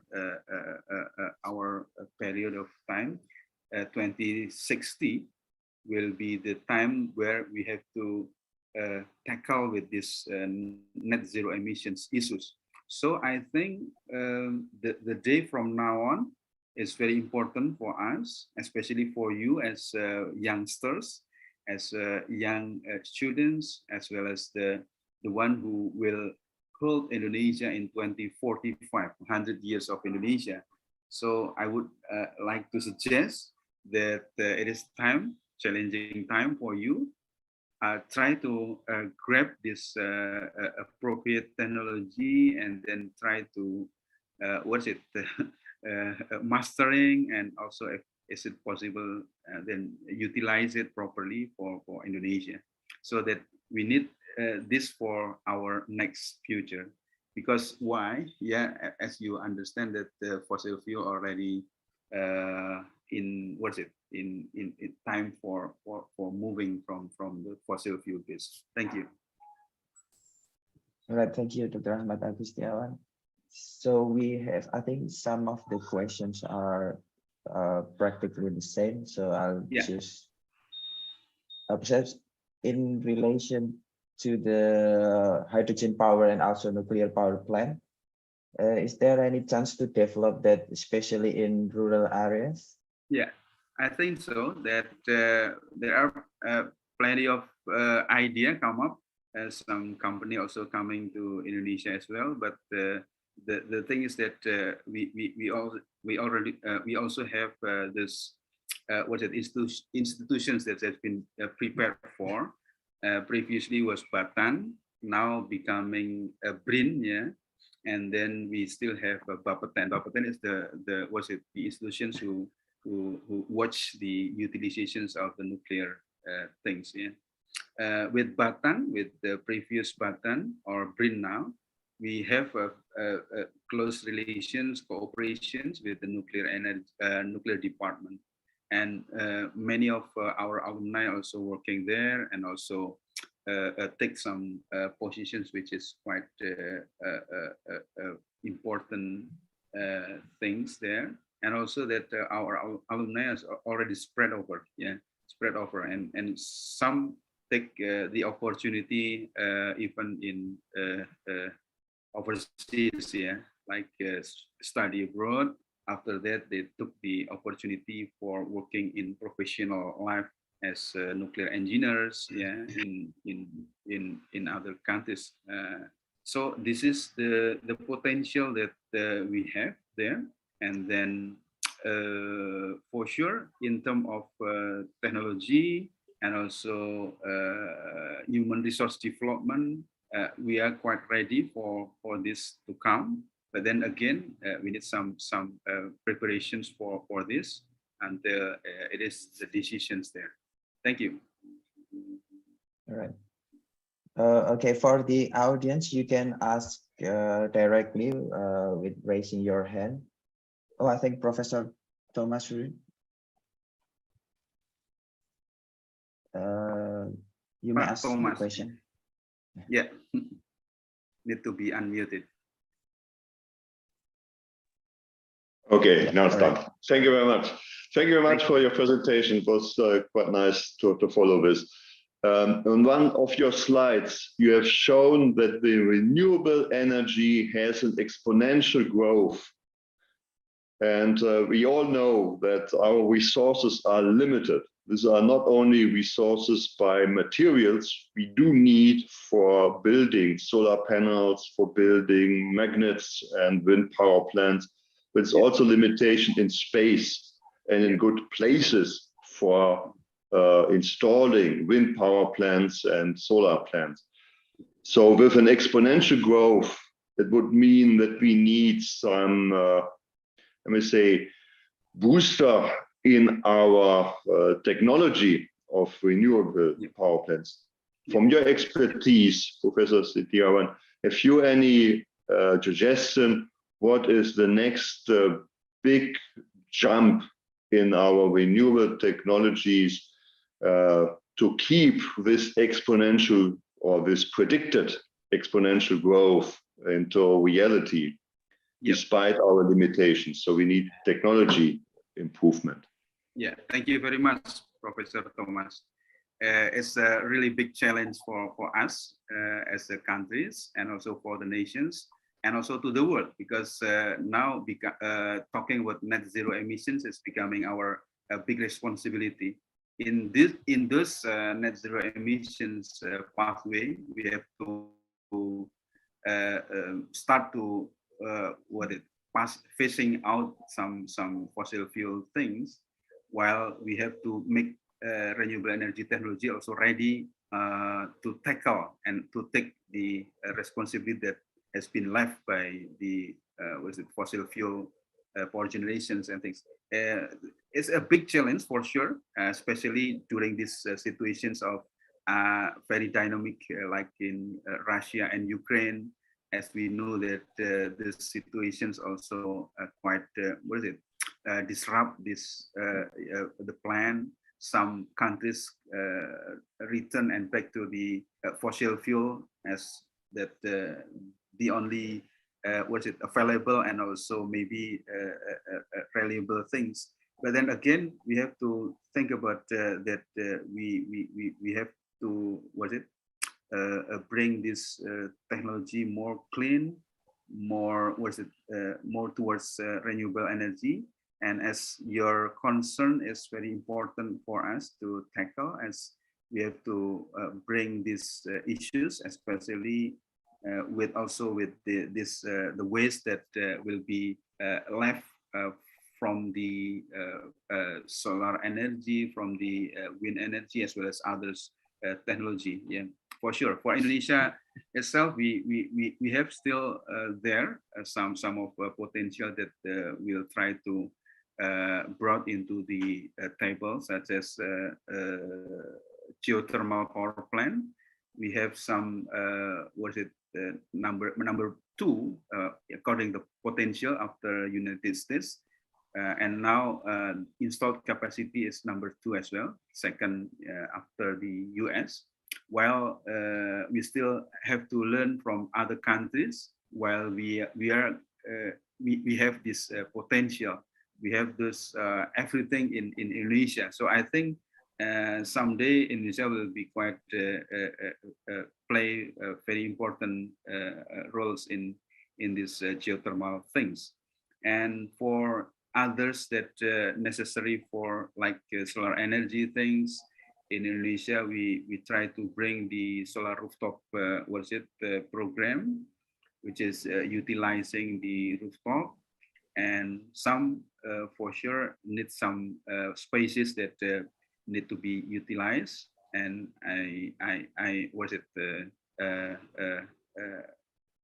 there's another issues that we have to tackle, but we also have this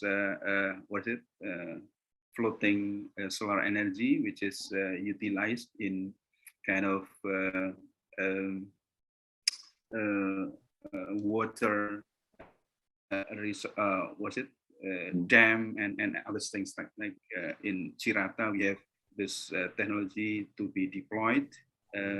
For sure, these issues will necessary to be answered, as this kind of fossil fuel technology has been very mature, very old, has been we are relied very heavy on this fossil fuel, and as we know that we developed together with this technology and it is mature enough. And for sure, this future will be very, very challenging time for us as we get this understanding on, and also cooperative and collaborative transformational transfer of technology and things like that. So I think the meeting today, I really appreciate, where there are some opportunities for us to work together, the students from Indonesia with Germany and also with the fellow from ASEAN. So we bring this responsibility together. I think a lot of things that we can learn from Germany, where you utilize this renewable energy policy into the into the realizations in your country, and it's very important for us to learn as well. the challenge and as well as how to tackle the challenge that has been there. So I think we can learn from Germany as well, Pak Thomas, for that one. Thank you very much. Yeah. Thank you very much for your answer.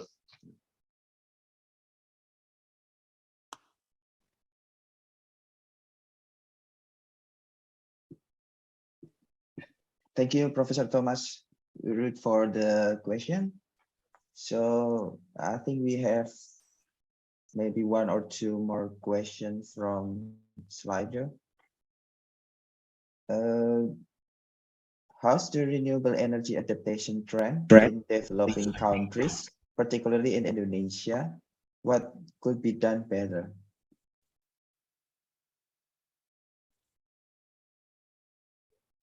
So yeah, that's one.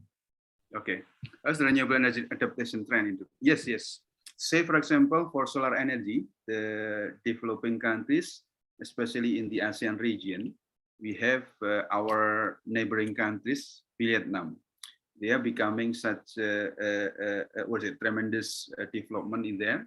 The installed capacity is about gigawatts, so they are becoming a clock of gigawatts in solar energy. The thing is that it is in appropriate time for them when Vietnam is growing demand, developing and things like that one, while the system of energy, they are still also developing.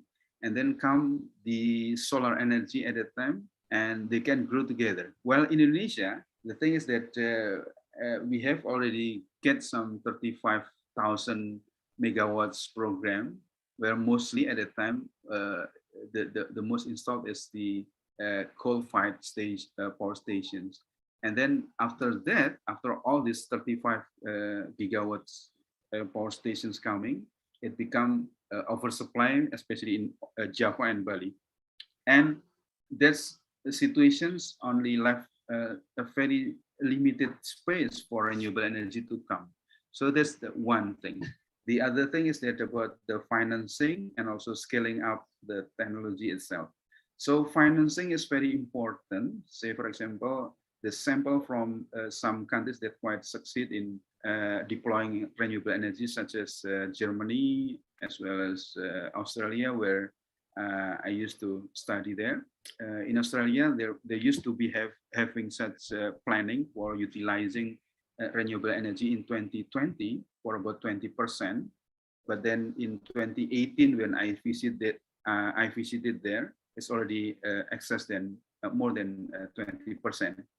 Other stories from Germany, maybe later on, even though Pak Thomas not talking about energy, but we can ask about his experiences in how the policy can be brought into into actions about utilizing renewable energy. When I come there, I saw a lot of wind turbine utilizing renewable energy, utilizing solar energy, as well as others for sure.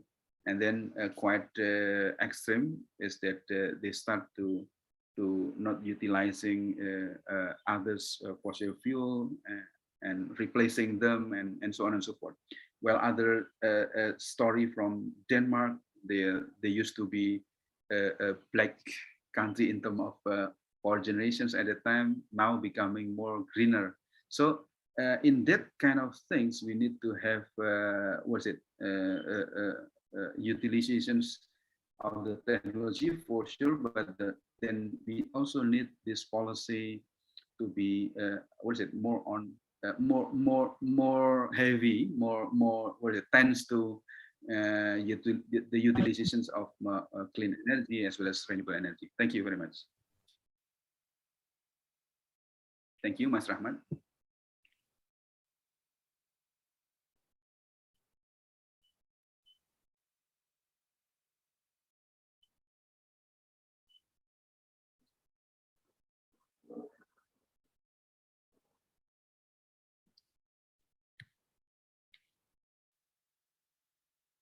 All right. Sorry, Professor Ahmad Agustiawan. There's something problem with the internet. Yeah. All right. I think The time is finished for Dr. Ahmad Agustiawan. Thank you so much for your presentation. This is really interesting topic in terms of sustainable development in Indonesia. Yep. Thank you. All right. So before we go to the final session, I would like to put some videos for WTH University. Maybe from the Kamida, you can upload the video. Thank you.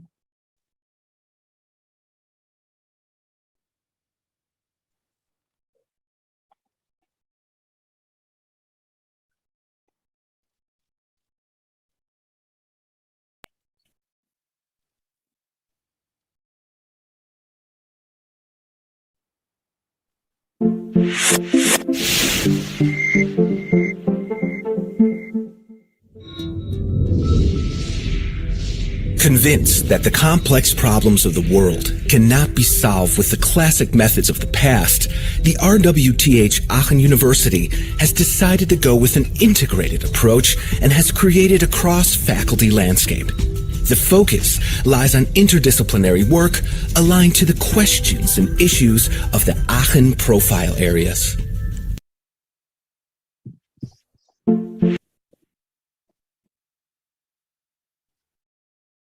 All right, thank you, Tomita, for the video. So for the final session, I would like to introduce the last speaker, Professor Dr. Tobias Kleinert from RWTH Aachen University, who will be discussing about material infrastructure. So before that, I would like to read the CV from Professor Tobias Kleinert. So he studies mechanical engineering at WTH Aachen University. He got the doctorate at the Ruhr University of Bochum, Faculty of Electrical Engineering and Information Technology. And he has employed by several companies, especially BASF since 2005. And he also has a lot of cooperation with some of the industries such as Siemens, Emerson, ABB, Schneider, Electric and Cybernetica, Hima, Bayern, and else. And also the researcher at BASF. And his field of research is about auto configuration for automation and information system application in process and also materials technology. Okay, without further ado, allow me to welcome Professor Dr. Tobias Kleinert to present the materials. Time is yours. So, yeah, Farid, thank you very much. I hope you can hear me clearly. Yes, we can hear you clearly. Oh, that's really nice. As I wrote to you, I do not have slides prepared, but I have a talk, so I give an open talk. I have structured it respectively. That means you have to listen carefully, of course, to my talk. And maybe I can provide you some slides in the mid of September, because actually I do not have yet access to my office. Now I can try to start the video for a short moment that you get an impression and see. Yes, voila, it seems to work. So I managed to obtain a space for this talk. Since I'm actually on a vacation tour in northern Scandinavia, but here I'm at the University of Karlstad.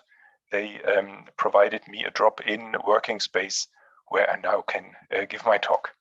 I'm very happy for this opportunity, and thank you for the invitation. Now, as you introduced, I'm working in the field of automation and information systems. So this is more on the field of digitalization and automation of processes. And the main focus there is our production processes for materials and raw materials, let's say, in general. Now, the title which I provided is Artificial Intelligence Enablement by using process-near and process-related data acquisition and data handling infrastructures. So the infrastructures I will be talking about refer to data handling infrastructures. These are not the physical infrastructures which we know for energy supply, energy production, material supply, material distribution and logistics, but these are the digital infrastructures to handle data for complex decisions and complex activities. I want to focus this talk onto sustainability, and I'm glad that in the previous talks this also was the focus topic, since I'm convinced that we have a really an important task as mankind to change our way of having an economy.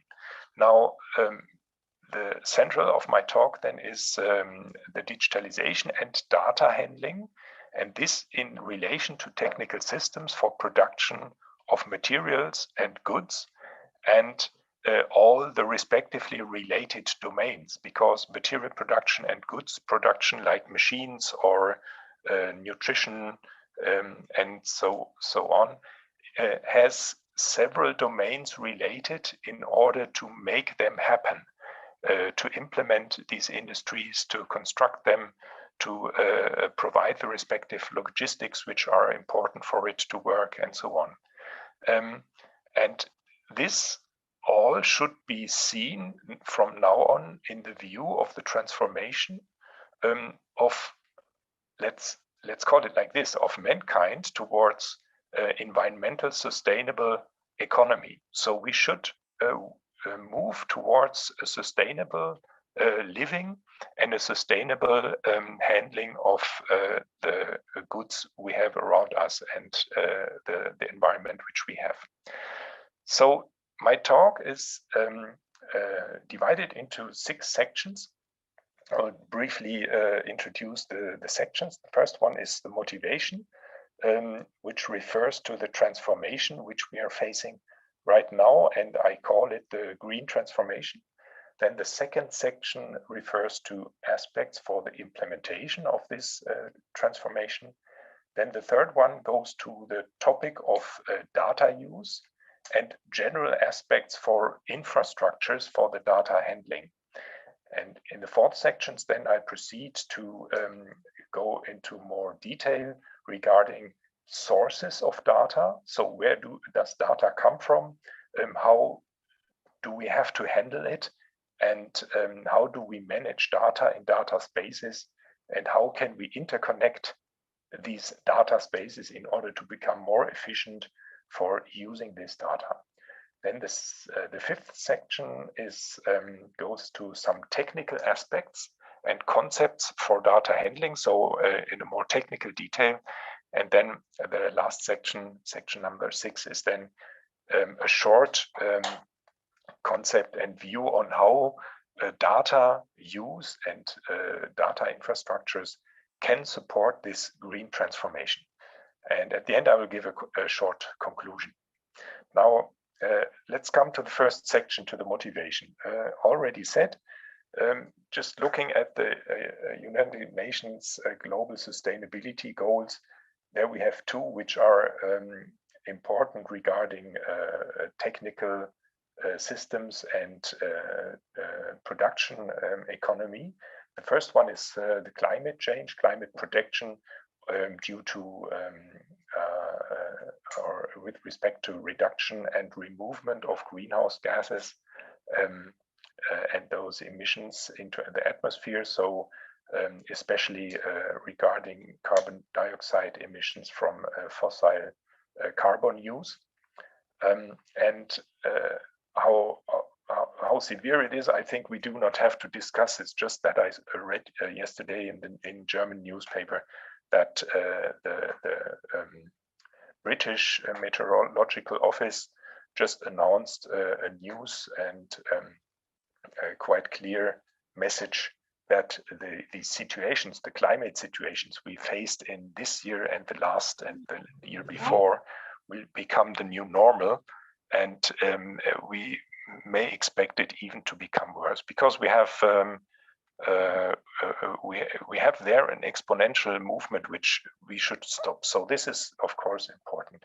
And the second part is the second point from the United Nations Global Sustainability Goals is the reduction of environmental stress due to our linear economy, which points towards going to more and more a circular economy, and the reduction of the use of primary sources for materials. Now, thinking about these means that we are going towards a fundamental change in our understanding of living and the economy which we had up to now towards sustainability, of course.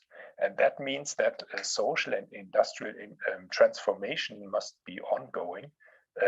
And this transformation could be considered much different than previous transformations, which we know from history, because now environmental and social sustainability are the main orientation lines, and it's no more so far the economical success. Of course, economical fitness is necessary in order to implement further processes, in order to guide our activities, but it is now a necessary boundary condition and no more a main purpose. So that means that those activities will be called successful which achieve and prove environmental sustainability, and no more those who really earn much money. This is not no more really the main focus. However, we all know that market forces can accelerate certain activities, and one question will be how can incentives and regulations be adapted such that we also can use market forces to drive the green transformation. So this green transformation means, and we already heard this in the previous talks, that we need a sustainable energy supply. That means renewable as substitutes for fossil, but also for nuclear energy, because nuclear energy is to the main part a linear economy, and it just shifts some environmental impacts.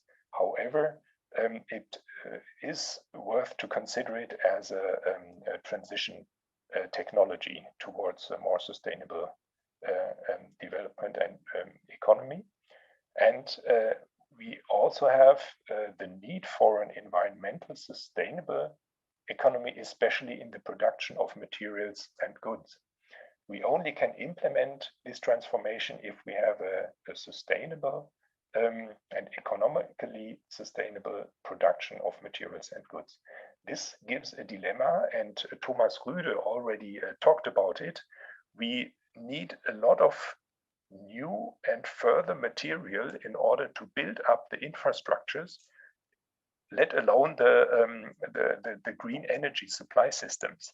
I once read some studies which said that the copper production for the implementation of the replacement of all energy supply towards renewable energy supply must be 40 times higher than we have it today, which is a tremendous number. So it may be true or not, but it just gives an impression what has to be done. And if we produce these materials in the classical way, we don't help it. So we are in a dilemma at that point, that on the one hand, we want a green transformation, but on the other hand, we at the moment have almost only classical and traditional technologies available which are not yet green.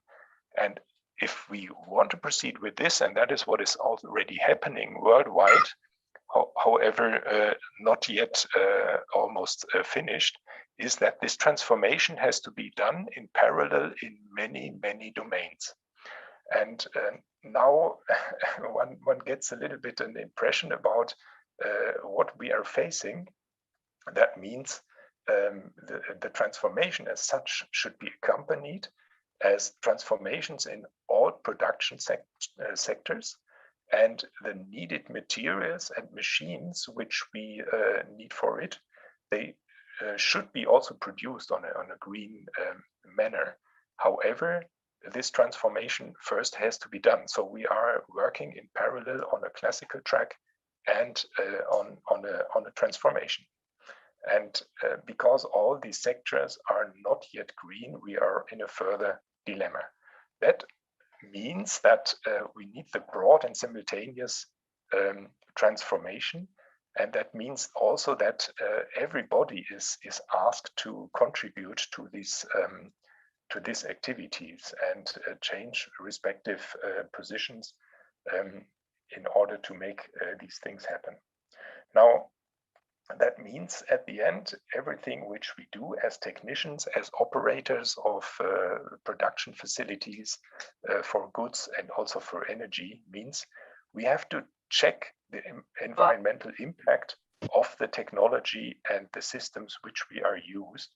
And for this production of goods, we need technical impact analysis regarding the environmental impact, and not think in sections of a circular economy, but in the whole circle in order to really make it sustainable. And to make this happen means that we have to go hand in hand with many, many domains in society and economy. Now, this gives me the first resume. So this green transformation is a necessity, of course, and it has to be supported by all domains of our activities to become a success. Now we are in a kind of a digital age, and we have information at hand which are digitalized in a tremendous amount. On the other hand, the use of it to draw decisions is a challenge. And this is the key part of the talk which I want to give. It brings me to the second section now. First, before coming to use of data, I would like to have a look at how this green transformation must be implemented and which aspects should be considered. Now, if we look at these, especially regarding energy, like electrical and thermal energy supply, like mining, so the sector of the mining industry for primary resources, then a raw material production or other goods, production of goods, and the recycling. If we want to transform this towards sustainable economies, we need new processes which have to be designed. We need research in these fields. We need the new technologies in order to implement the new ideas which come from research. We have to use adapted but also new infrastructures in order to create this economy. And now coming to the engineering part of the story, that means, of course, concepts have to be developed in many fields. Implementation projects have to be initiated with respect to all these steps in the classical operation and engineering of technical facilities. This is planning, engineering, construction, commissioning, and the operation, of course. Now, if we focus on like energy supply, mining, raw material production, or recycling aspects, I would like to consider some of the main parts and aspects in these areas. Looking at recycling, what do? We collect waste material and waste, we disassemble it, we sort it, we recycle it, then to produce raw materials from this recycled goods. And we try to produce raw material which should be as pure as possible, which still is a challenge. And if we look at the processes which we have there, they are typically quite complex and they are typically quite material and energy intensive. So changing them into green processes is a challenge. That means a lot of work has to be done over there, because we come from the classical linear thinking towards environmentally sustainable thinking. Now, looking at mining, but also at raw materials, production of metals or metallurgy, raw material production like glass and ceramics. A main part over there is, on the one hand, the recycling, the use of recycled raw materials on the one hand, which gives a change in the quality of the input products.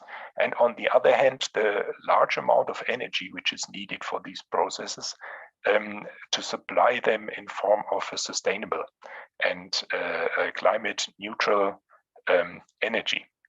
This is a challenge over there. And coming to the last point, which are chemicals. They are used in metallurgy, in recycling processes, and so on. And of course, in the production of goods which surround us every day, which we need every day.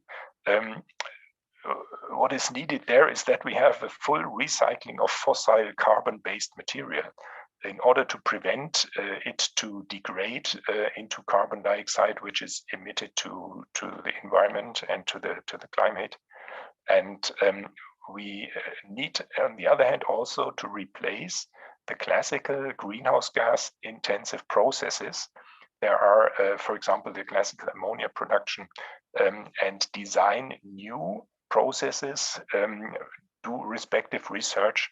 And a further thing is then that these processes should be designed that they, in a way that they are energy efficient, which is already on the way in many sectors of the chemical industry, but also to operate the processes based on green electrical energy, which is quite a new challenge with respect to the implementation. And then to implement all these, one comes back to the classical planning, engineering, construction, commissioning, and operation of the processes, because without this last part, we only talk about the green transformation, but the implementation is not yet would not yet be done.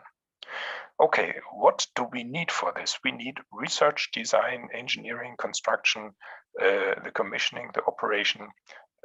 We need also the continuous improvement of these new green systems and technologies in order to make them respectively efficient regarding the output. And now coming back to a small resume, that means we have tremendously many activities, and they should be linked and can be linked using the information and data which we have. But on the other hand, this is a challenge to bring this data respectively together and provide them to the data consumers. So this is the question, how this can be done. And now it would be quite important to do all these activities accompanied by environmental impact assessments in order to see whether one is on the right track or not. And the question now is how one can provide and handle data for these very different and heterogeneous and distributed domains and activities. Data are available in many formats. However, the use to make really use of it is still a lot of manual work. And now the purpose is that this data provision and providing systems and infrastructures for data should be built up in a way that they support and in an ideal world really accelerate the green transformation. Now, let's see how this maybe can be reached. And this brings me to the third section of the talk. This is the general point of data use and general aspects for data infrastructures. So data and information are needed in all domains of human activity. And this, of course, is not new. We know that. And if we go back to history, we see in every moment when societies grew more and more complex, they developed letters and methods to handle and to handle information, to store information, and so on. We are now living in an age where we handle and store the data and information in a digital way. The difference towards ancient societies is that we have so many data and a tremendous amount of knowledge principally stored in a digital format. Now the question is, how can we really use it, and how can we make it accessible? In further, especially because we have quite complex decisions to be made, and we want to base it onto deeper knowledge which we can do based on the data. So we come to what we maybe know, maybe you heard these aspects already, something like data mining, data analytics, database control of process, or eventually then use of artificial intelligence, which is also concepts of data-based modeling in order to support decisions. This use of data, so if we go towards data mining, data analytics, database control, artificial intelligence, database modeling, and so on, then we know, which is more developed, which methods, what kind of data, what contents, what information contents of data we need in order to be successful with these projects, to use this data and to generate information for our process, for our task for it. So that means if we have a data mining project, let's go one step back.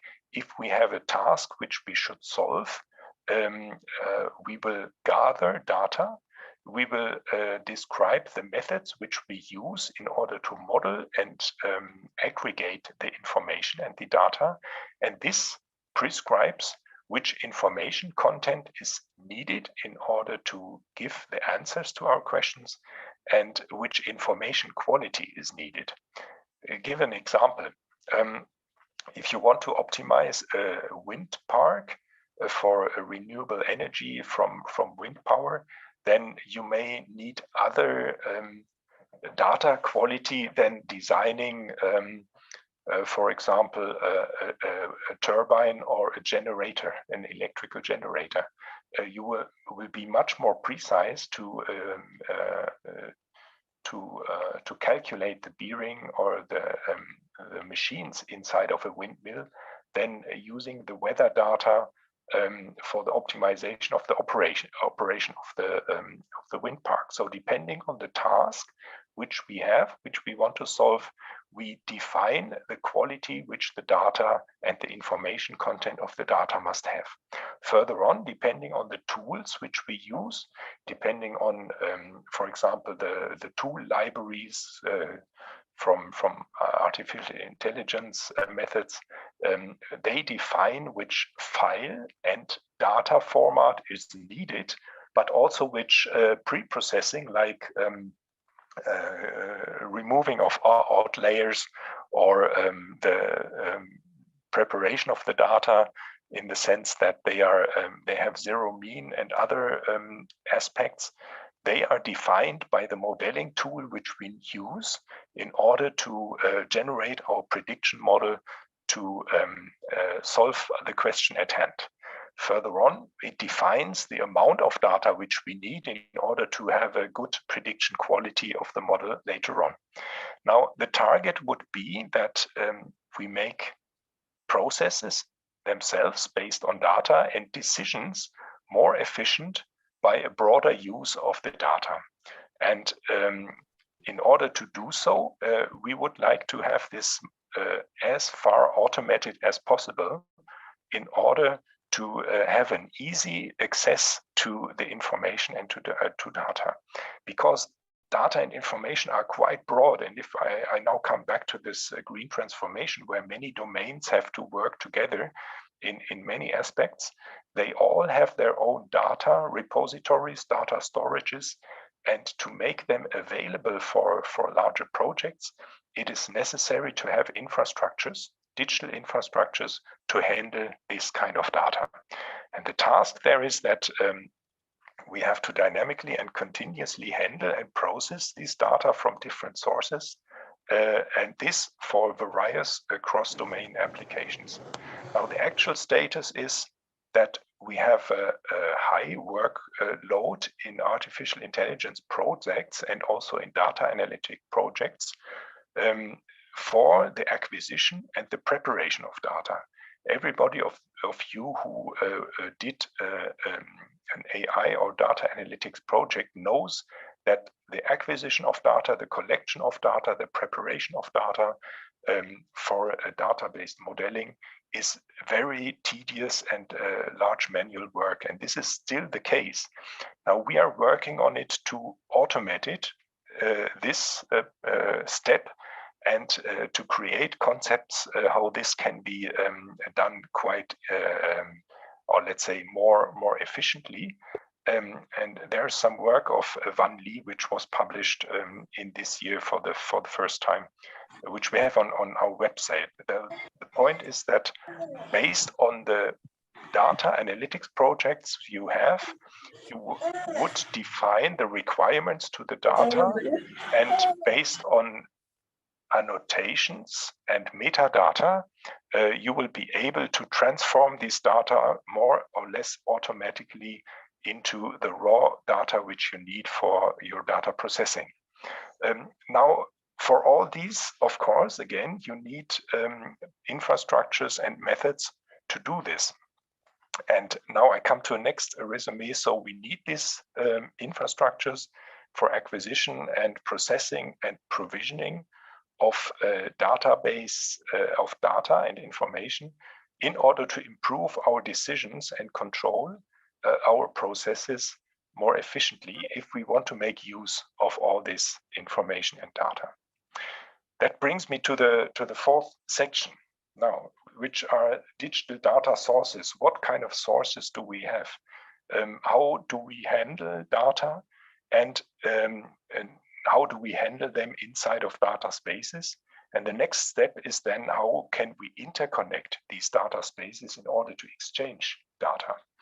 And then if we think about these points, we step into the digitalization of design and decision activities. Now, we know it from enterprise resource planning systems. We know it from design of new machines or production facilities. This is all done based on computer-aided design tools, which use data in different formats. And these can be considered on the one hand as automation systems, which do a lot of work automatically, or as assistance systems, which support us in guiding through workflows and other activities. We all know if these tools are not very ripe, they give us more headache than they solve our problems. On the other hand, if we have tools which have a good state of development, they make things much easier and improve it. So it is about automation and control of technical processes on the one hand, and the assistance and the control of work activities like development, design, engineering, planning, and so on. We should distinguish between data. On the one hand, we have operation data. These are the data which come from systems like measurement systems or automation of technical processes, like the operation of production facilities and operation of energy supply systems or other things. So like really a time series of operation data. And then we have, I call it digitalized raw data. This is data or digitalized information which is used in the supervision of processes and the operation of processes. And these processes are as general as you can imagine. So this can be work processes, this can be technical processes, or other processes in general. And these data have to be information, they have to be aggregated. So only data does not help. We need to transform this data into information. And that is done by, on the one hand, aggregating the data, pre-processing this data, and especially, and that's the most important part, to give annotations to this data and metadata, which describe the contents and the formats of this data. And this is key to the use of data, and this is then also key to the construction of data handling infrastructures, that all data and data or informations, digital objects, are annotated with metadata, which describe the contents and these data points at all. Now, one can imagine that therefore quite large and complex data handling systems are required, and to operate them, to build them, to design them is the respective challenge. So what is it about? It's about the acquisition of the data, to gather them, to obtain them from production processes, from work processes as output data, to store them and to provide them to data consumers. Then the next step is to process this data and to prepare them, or to pre-process them and to aggregate them in order to get information which can be used. And then one step in this is the annotation with metadata, then the registration of data that it is available, then construct concepts that you can browse and discover the data, and then later use them and download them as a basis for your own task. Looking at these data handling points, we see that we need to create repositories and data spaces which provide all these operations in order to handle the data. And this, now coming back to green transformation, is needed for cross-domain activities, for interconnection of data spaces, and this purpose, for this purpose, the infrastructures have to be built up.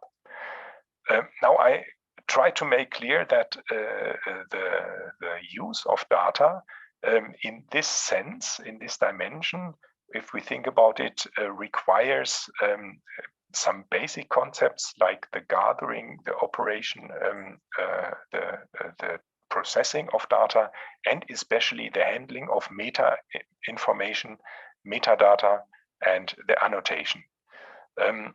Now, coming to some technical concepts in my fifth part. I give a simple example. Let's have a look at a green biorefinery which processes material, bio-based material with carbon contents into biofuels. It makes sense to have this. It may not make sense to exaggerate this in order to reduce environmental harm, but with respect to climate neutrality, it may make sense to provide fuels from renewable carbon sources.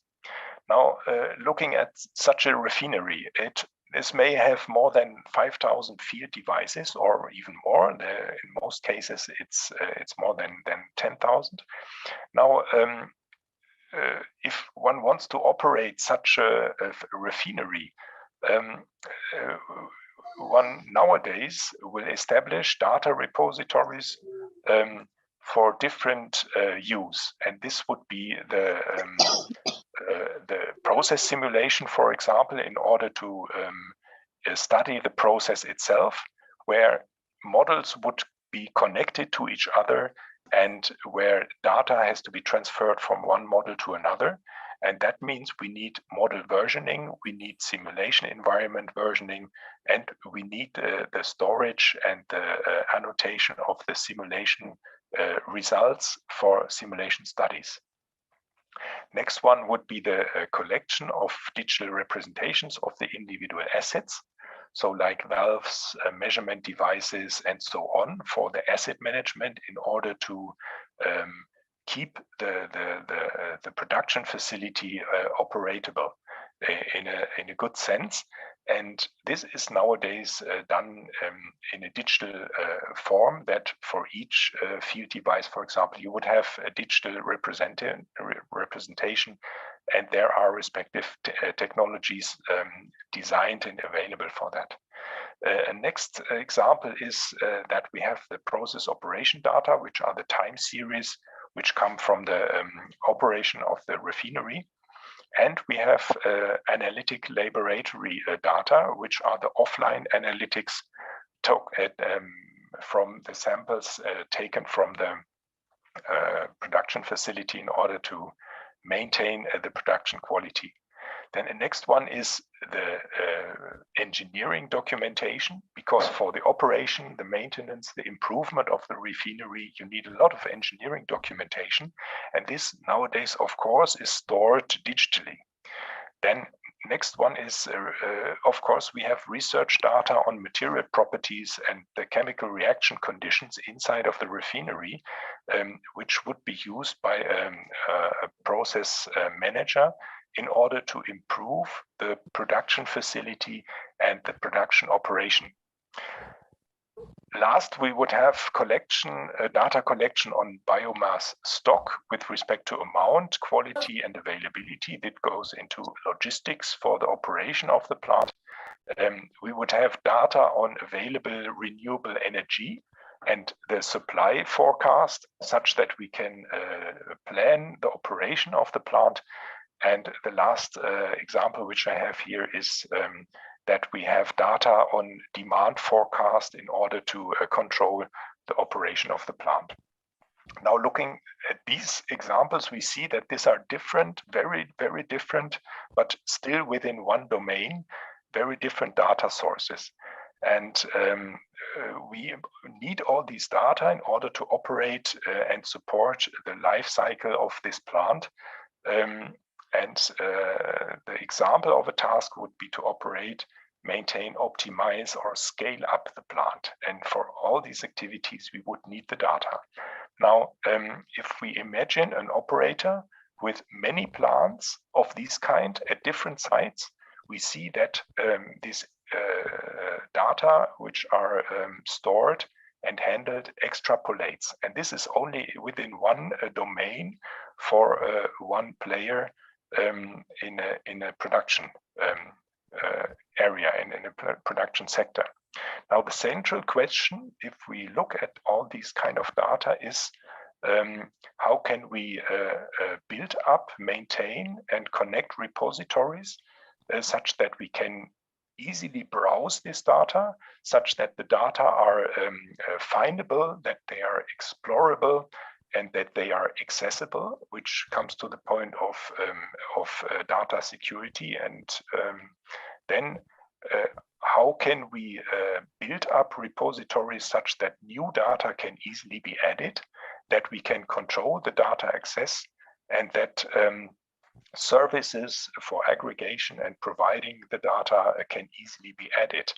This is the question, and this quickly brings you to informatics. So we very quickly come into the domain of information technology, which we have to consider in order to build up these data spaces.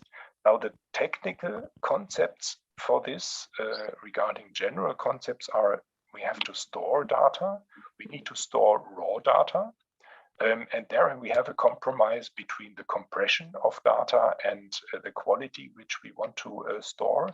Then we have to store pre-processed data, so which comes from raw data towards a pre-processed and already aggregated data. The next one would be the annotation of data, which means adding of metadata to give meaning to the data, which is machine readable. And these metadata typically contain unique data identifier, that data objects can be identified uniquely, and they need information about the provenance, the storage format, data formats, data quality, and further aspects. There we see that we have to create data objects in repositories, which are the data itself plus the individual annotation from the respective metadata. So this both has to be stored, has to be handled, has to be designed And typically, one will design information models according to which the metadata then are designed.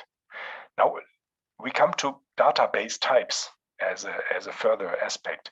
We have databases where we can use mixed data, lists and data collections compound into data objects, or structured data with respect to the descriptive data, which are pre-structured and mostly taxonomy-related databases.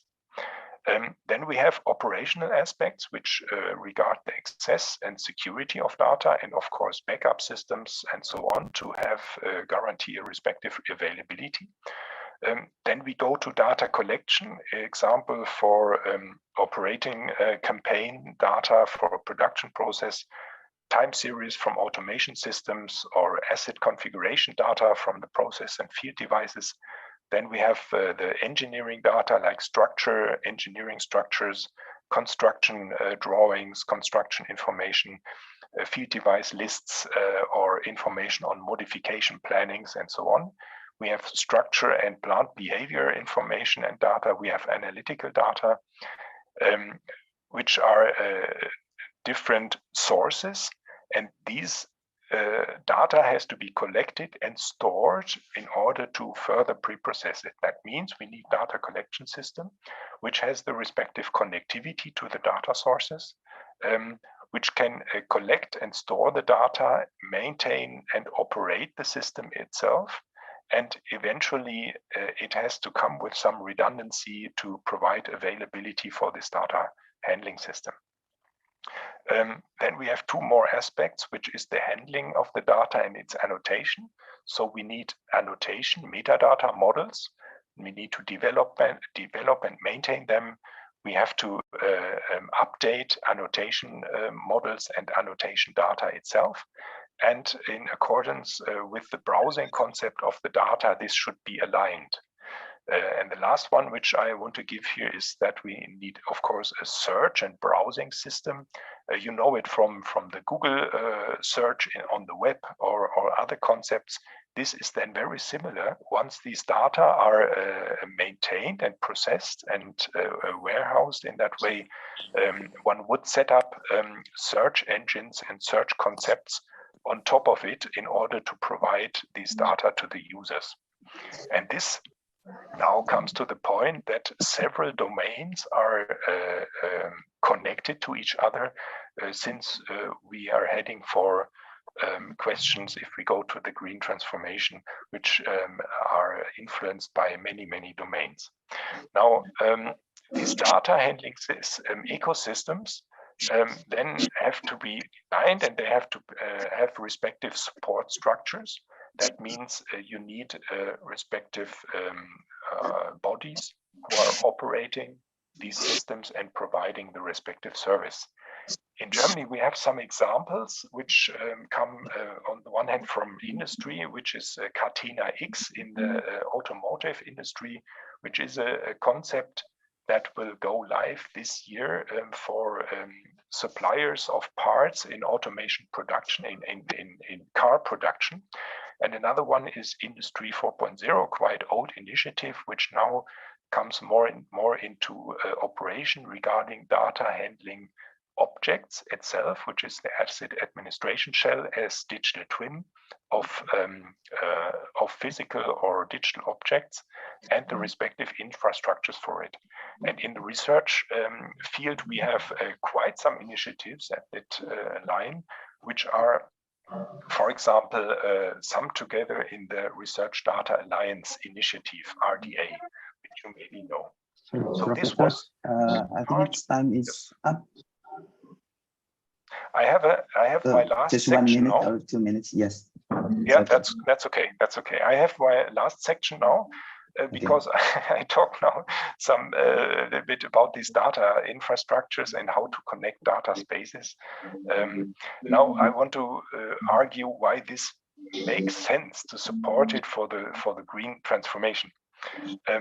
This green transformation is not yet market-driven, not yet fully market-driven, and conventional economical structures are quite strong, still strong, but they should change in order to implement a sustainable resource use. And this transformation, this must be clear to us, is quite a disruptive change in many societal and industrial areas, and that of course also hinders a fast progress. However, many regions in the world have their development projects, like the EU has climate plans and supporting projects in order to drive this change. Anyway, I think it is very important to support and in the best case accelerate this transformation by using these data spaces to make use of the information which we have.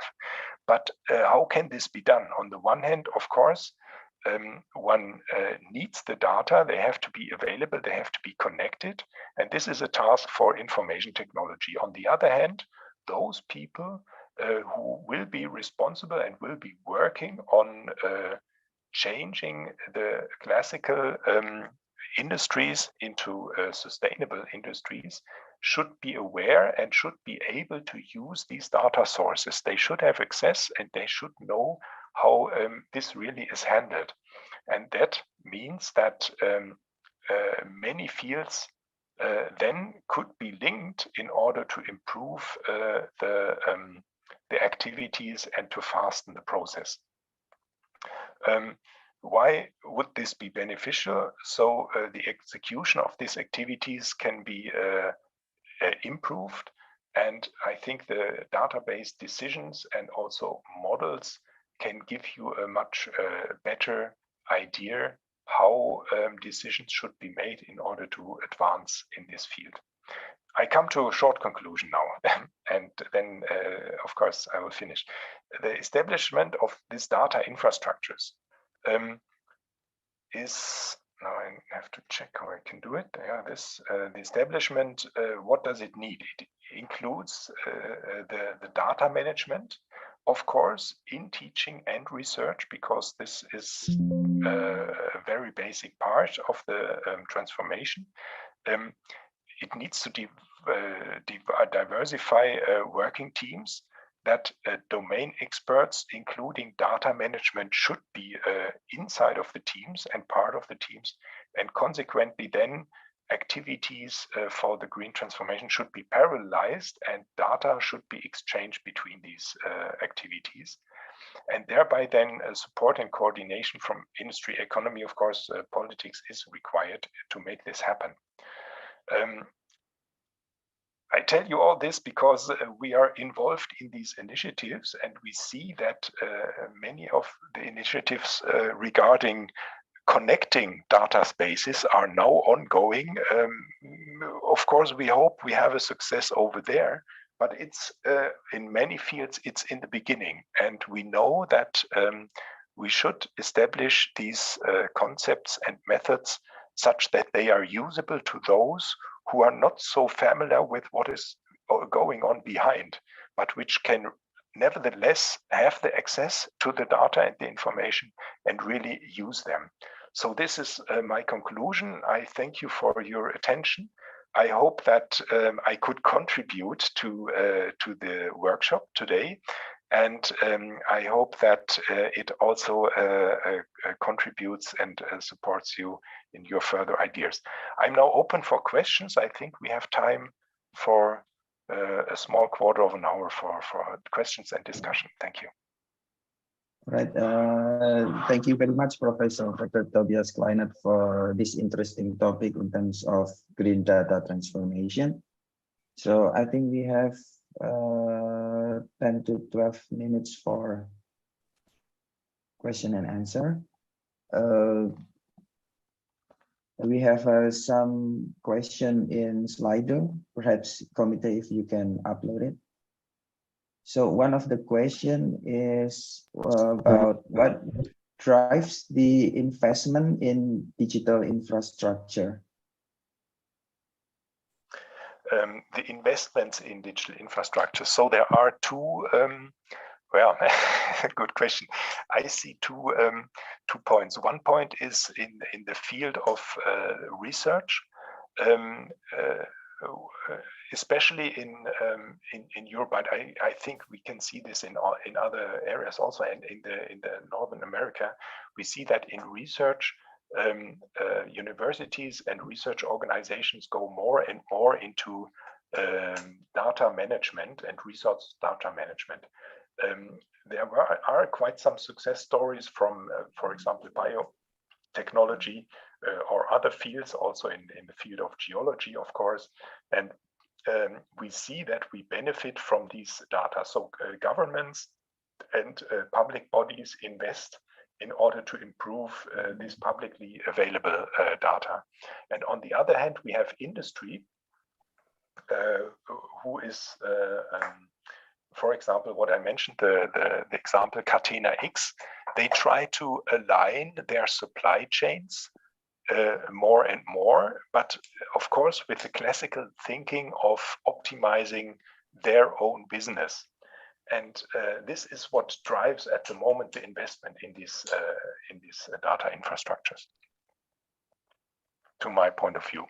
Of course, we have then the information technology, what you know from Amazon Cloud, from Google Cloud, from Microsoft services who provide cloud services over there. And they see that they have a business over there. And I think it's these three players which are active at the moment. All right, thank you, Professor Tobias, for the answer. We have another question. Perhaps it's more like a philosophical question. If we keep making buildings, aren't we going to run out of any resources and land to be built? How do engineers manage to keep the resource always available? Did I get the question right? It's about building and construction. Yeah, I think yeah.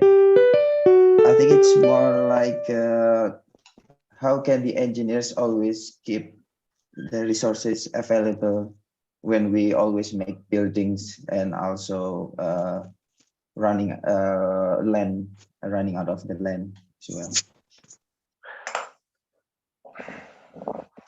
So you mean if other physical resources are no more available or are quite limited, how can we continue with building IT infrastructures? Is that the point? Yes. Okay. Yes, okay. This is of course a question of priorities. Yeah, that's clear. Now, I think it's clear that we are in a digital transformation. Some call it revolution, whatever, but we see that digitalization takes part of many areas in our life. And some of us may know times where digitalization was not so present. So of course we can live without digitalization, yeah? And it's a question really of priorities where we should put our focus on, where we invest our time. And I think there is a chance to use information and data to make quicker and better decisions, especially if you have complex interactivity. And there it is a question of resources. So if you are able to have a division of work, so you divide your work with respect to domain in the IT and domain in construction and other engineering areas, then it makes sense to build up teams where you have experts from the fields, but who are able to talk to each other and understand each other's need.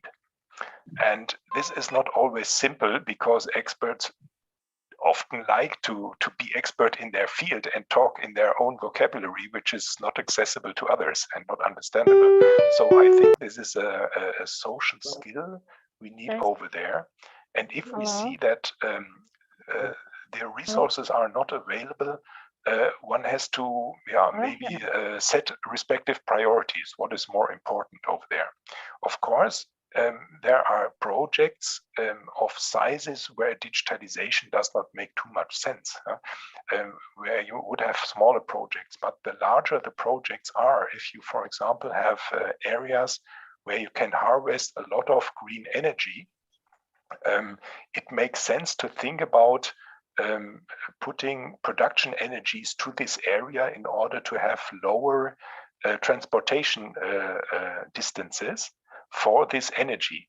However, this creates, of course, other problems regarding logistics. But if we look back in history, we see that mankind always did it. So mankind did travel to the places where it could improve, or thought it could improve its living situation.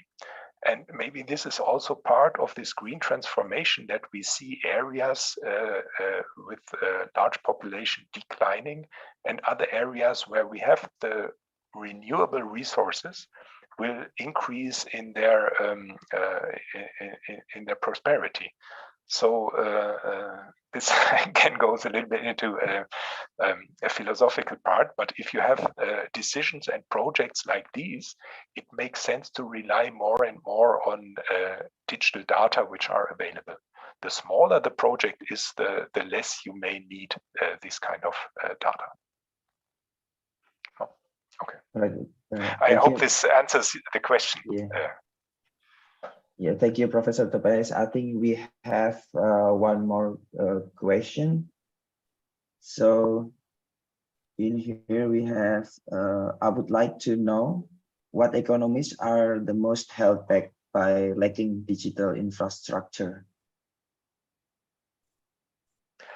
So I repeat the question in the sense how I understand it. So the question is how,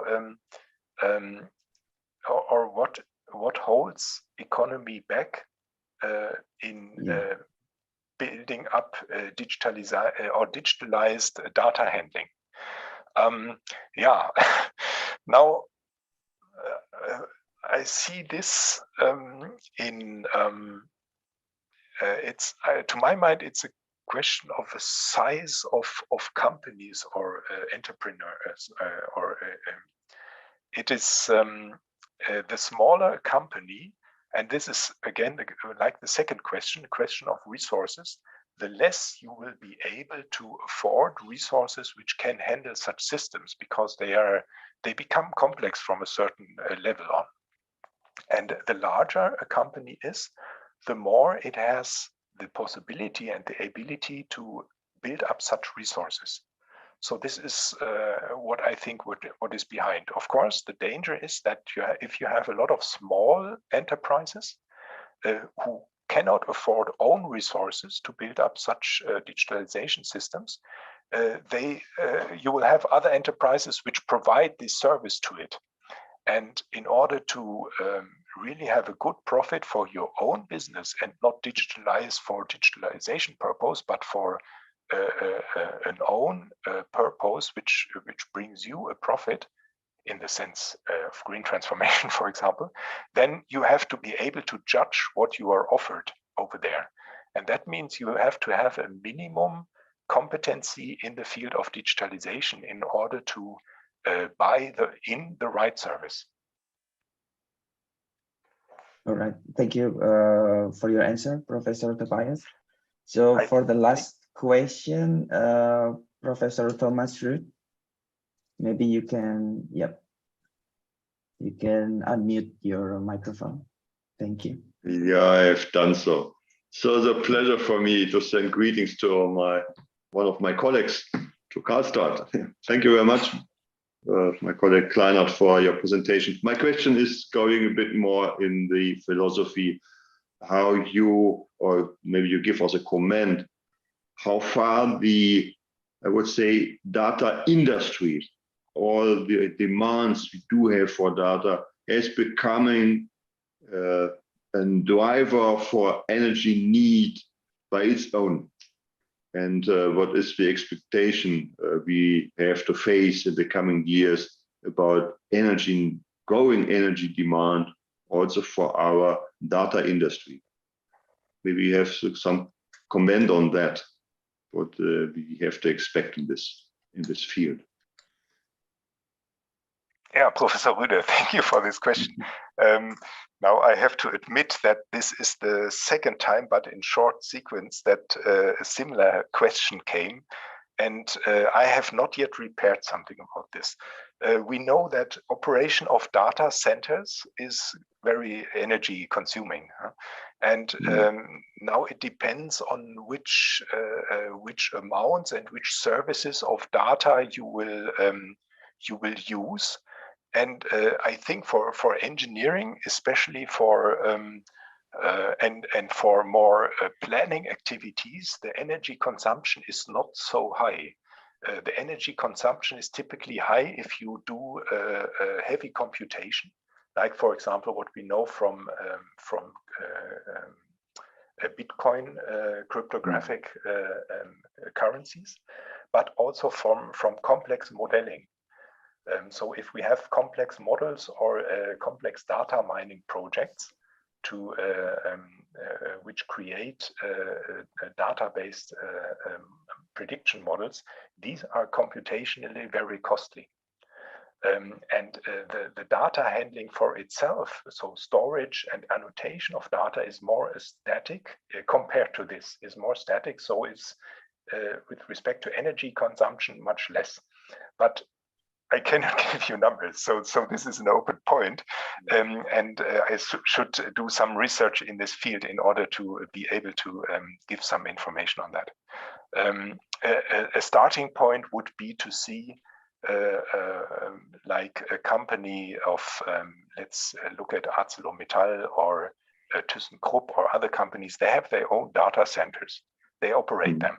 And we look in dimensions of these kind, and we see they have enterprise resource planning systems, this SAP, we know that from German company there, and they are handling a lot of data, and one should have a look at this as a starting point to see what energy consumption is there. My gut feeling, at the moment it's only gut feeling, is that compared to especially complex modeling and simulation tasks, this is not negligible, but it would be a lower amount. Okay, thank you. I came just to a question because of the debate in California in the aftermath when Diablo Canyon nuclear power plant was phased down, and we are just discussing the energy need for the IT industry in California, but you are right, this is on heavy computing here. Okay, thank you very much for your comment. Yes, thank you. All right, thank you, Professor Thomas Ruth, for the question.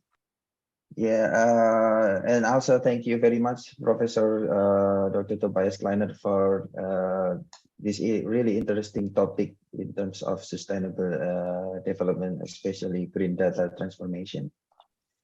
So we are now in the end of our seminar. So I would like to say thank you for all three speakers for the really informative topics in relation to the broad aspects of manufacturing and energy, as well as infrastructure, especially data transformation.